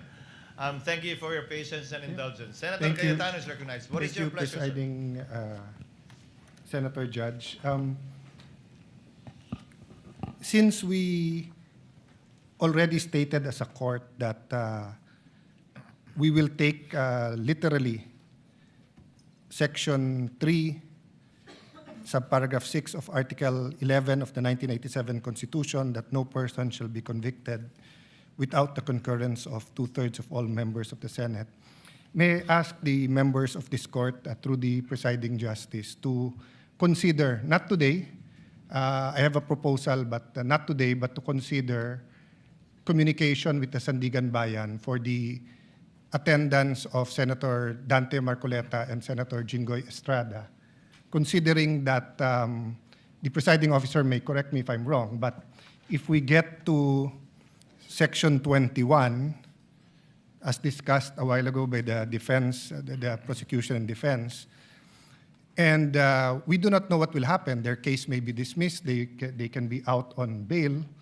So we want them to be able to participate and observe the witnesses as senator judges here. I do know that Senator Jinggoy is under suspension, but there's an argument to be made that the impeachment court is sui generis. In ordinary committee hearings, we do coordinate with courts to ask that persons under their custody be delivered to the Senate or the House of Representatives under certain conditions. So I'd like to formally ask, Mr. President, that this court consider that. I will submit whether you'd rather have a caucus or a in-camera discussion, or if you want us all to submit our legal opinion. I wouldn't also mind the prosecution and defense weighing in, but considering that if they do not attend and they are here, sorry, Mr. President, considering that if they do not attend at all and cannot vote, their vote will be equal to a acquittal. And as we said from the start, we want a fair and we want justice, we want a fair impeachment trial. Sinabi ng prosecution na sana tignan yung ebidensya, pakinggan mga witnesses. So kahit gawin to ni Senator Marcoleta at kahit gawin to ni Senator Jinggoy, and of course this is my personal opinion that may politika sa pagpapakulong sa kanila. That's my personal view. Allowing them to attend here might add to the integrity of the proceeding and actually make things easier when the time comes to render a verdict. So may I submit that to the court and to our colleagues for discussion at the proper time, Mr. President. The chair notes the comments and requests of Senator Judge Cayetano and will consult the senator judges regarding this matter and shall coordinate with his office with respect to his requests pertaining to Senators Jinggoy Estrada and Senator Marcoleta, including whether or not we will enlist the comment on and position of the parties to this case. So ordered. Senator Tulfo? What is the pleasure of Senator Judge Tulfo? Rafi? Mr. Presiding Officer, as far as I'm concerned, I would allow siguro mag-monitor yung mga si Senator Jinggoy, Senator Marcoleta. They will be allowed na kahit man lang yung sa TV monitor. Para sa akin, I do agree with what Senator Alan Peter Cayetano was suggesting. Thank you, Mr. Presiding Officer. The point of Senator Judge Rafi Tulfo is well taken by the chair. Any others? If there are none, Presiding Officer would now like to deal with an administrative matter before we adjourn for this afternoon. On the matter of providing public access to case records, yes, Senator Judge Marcos, what is your pleasure, ma'am? Yes, Presiding Officer, may I request an update? As I recall, during the pretrial conference, there was disagreement on how to go about the markings on the various documents, and among the thousands of pages that we have received in evidence for the trial, it apparently was resolved that the counsels would place their initials on the evidence. Is that correct? Is that still what stands today? And each party would take their respective evidence or files and present the same during the trial to guarantee that the same evidence would be presented. Is that correct? That is correct, with the exception of some, I think, documents that where the original was not presented, which is being corrected, I think, by the parties as we speak. Are we, in fact, in receipt as judges of all these thousands of pages? Dahil ako, simple lang hinahanap ko yung affidavit of investigation, yung dalawang NBI na unang testigo na sana haharap ngayon, nakita ko sa libu-libong pahina na sinubmit, mali-mali ang pagka-annex ng AOI. Hindi ko talaga mahanap. Tapos, ang sabi doon, Annex G. Pero nung kinalkal ko yung Annex G, hindi naman affidavit yun, kundi disbursement voucher or something like that. Kaya hindi ko alam kung nag-provide ba talaga ang clerk ng Senate ng records as marked during pre-trial at kung pinal na talaga ito at pag-aaralan natin. At this point in time, Your Honor, documentary evidence as of yet has not been formally offered and therefore has not been turned over to the court. Neither has it as of yet been identified by a witness to authenticate the same and to be allowed admission into the records of this court. That time will come once the prosecution presents their witness and identifies the piece of evidence. That will be the proper time, perhaps, that the good Senator Judge can ask for a copy because the lady might want to ask questions of the witness should that time come for the witness to testify as to the document marked previously erroneously or rightfully by either party. Yes, precisely. Thank you very much, Presiding Officer. We wish to prepare for the three first witnesses, and we're unable to access any of their affidavits or other documents. Thank you. Duly noted and entered into the records. What is the pleasure of Senator Judge Padilla? Ginoong tagapamahalang hukom, gusto ko lamang pong sundan yung sinabi ni Senator Judge Alan Peter Cayetano at magpasalamat po kay Senator Judge Raffy Tulfo. Gusto ko lamang pong linawin na ang hinihingi po namin kung hindi man makapag-participate dahil sinasabi nga po ay ipinagbabawal silang makapag-participate at bumoto si Senator Jinggoy Estrada at Senator Judge Marcoleta. Ang hinihingi po namin ay makapunta po sila dito bilang observer. Hindi lang po basta monitor. Yun lamang po. Maraming salamat. Noted, at the proper time we shall discuss this matter and settle it as a court or in caucus. There being no other Senator Judge who wishes to make a manifestation, comment, and/or motion, Chair would now like to dispose of an administrative matter. Consistent with Article 2, Section 28 of the Constitution on the policy of public disclosure in matters involving public interest and to give life to the directive under the rules to open the impeachment proceedings to the public, the court hereby directs the clerk of court to create the necessary internet web pages to allow the electronic records of impeachment to be made accessible to the public through the Senate website, whereby all pleadings, memoranda, motions filed by the party shall be uploaded, including the journal of the proceedings after it shall have been approved by the impeachment court. Yun lang po siguro yung madedelay ng konti dahil kailangan aprubahan muna ng impeachment court yung journal bago po namin ma-upload sa website. Yes, what is the pleasure of Senator Judge Bam Aquino? Yes, Mr. President, on this note, firstly, we'd like to second and congratulate this move of the impeachment court to make all of the evidence available to the public. May we know in how many days will the clerk of court make this evidence available to the public, Mr. President?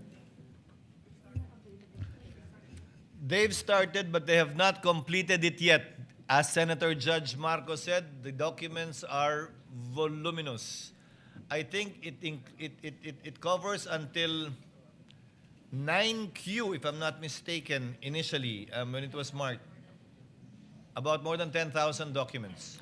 Mr. President, of course, in the same way, if this is made available to the public 6 months from now or 1 year from now, that defeats the purpose of having this made public. No, that will not happen. Yes, may we get a commitment from the clerk of court as to the delay by which presented evidence is made public, Mr. President? No, emotions.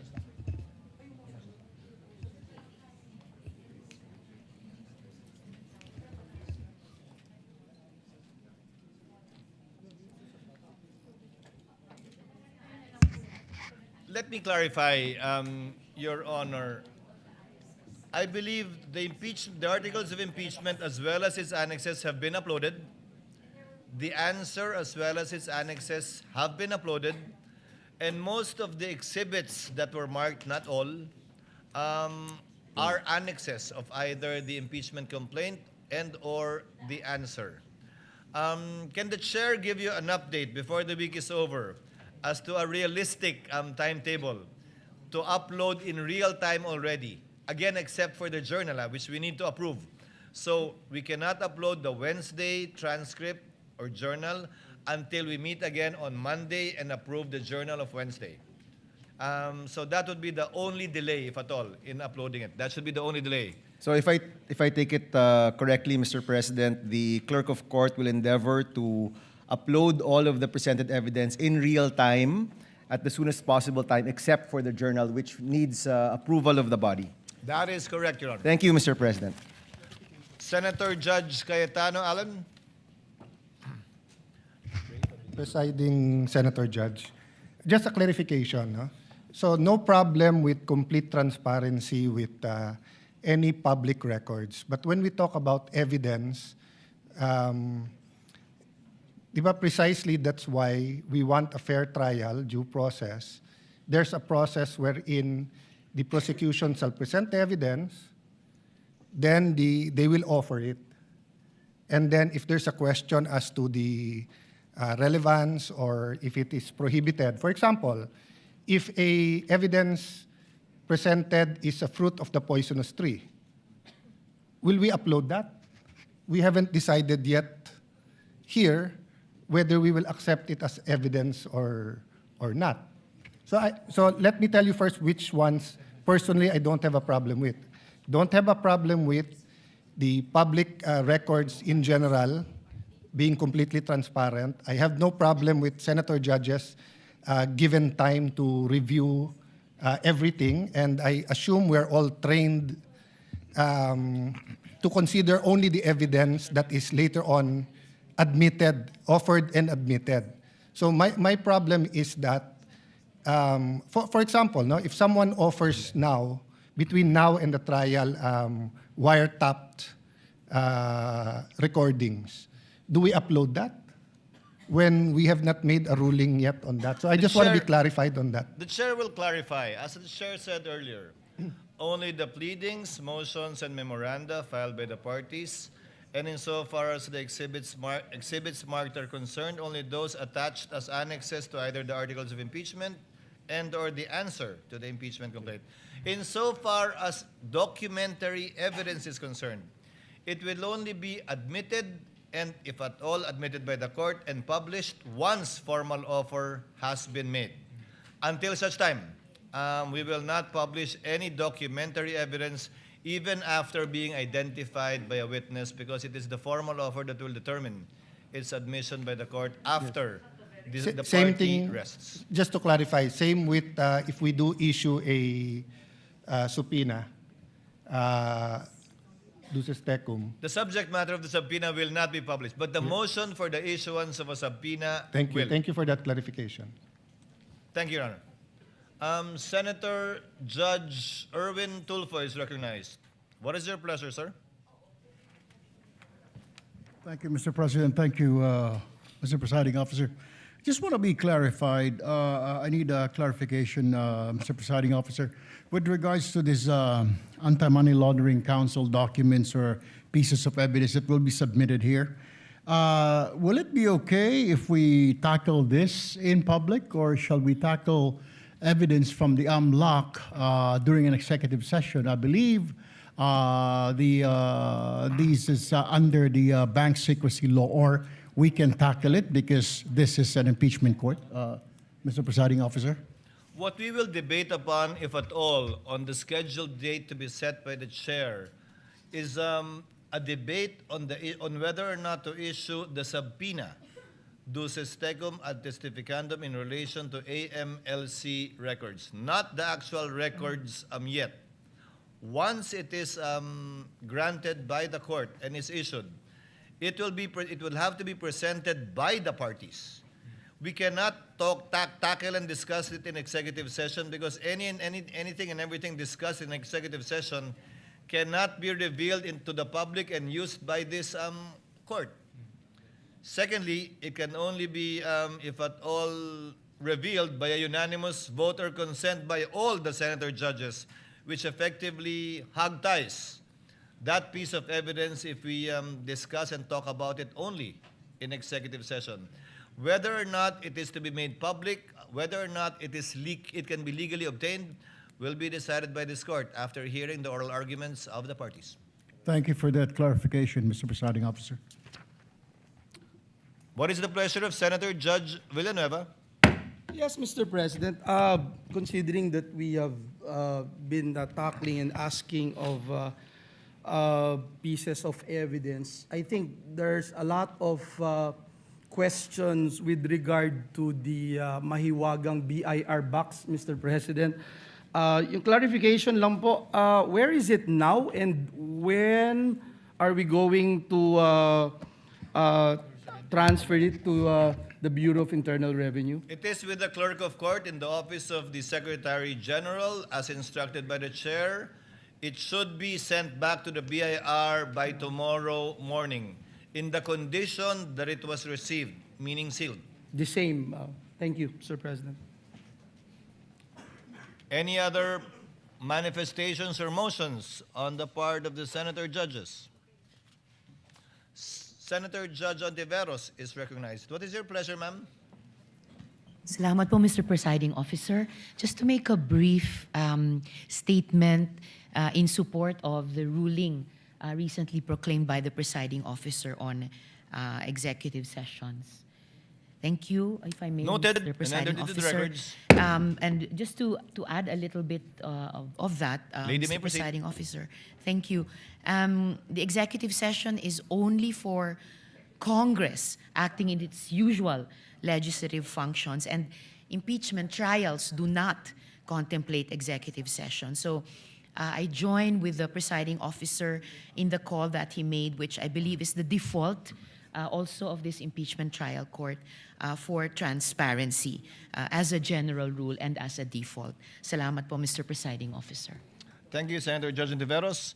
Before the court adjourns, Chair directs the Clerk of Court to kindly make sure that the subpoena for the two NBI agents will be issued this afternoon and duly received, and entrusts it to the Counsel for Prosecutors to make sure of the attendance of their two witnesses tomorrow. Likewise, the Chair reminds the Clerk of Court to furnish, right after we adjourn, Counsel for Respondents with a copy of the requests for the issuance of subpoena thus far submitted and filed with the Office of the Clerk of Court. So ordered. There being no other business to discuss, the trial is hereby adjourned until 2 p.m. of Tuesday, tomorrow, July 7, 2026.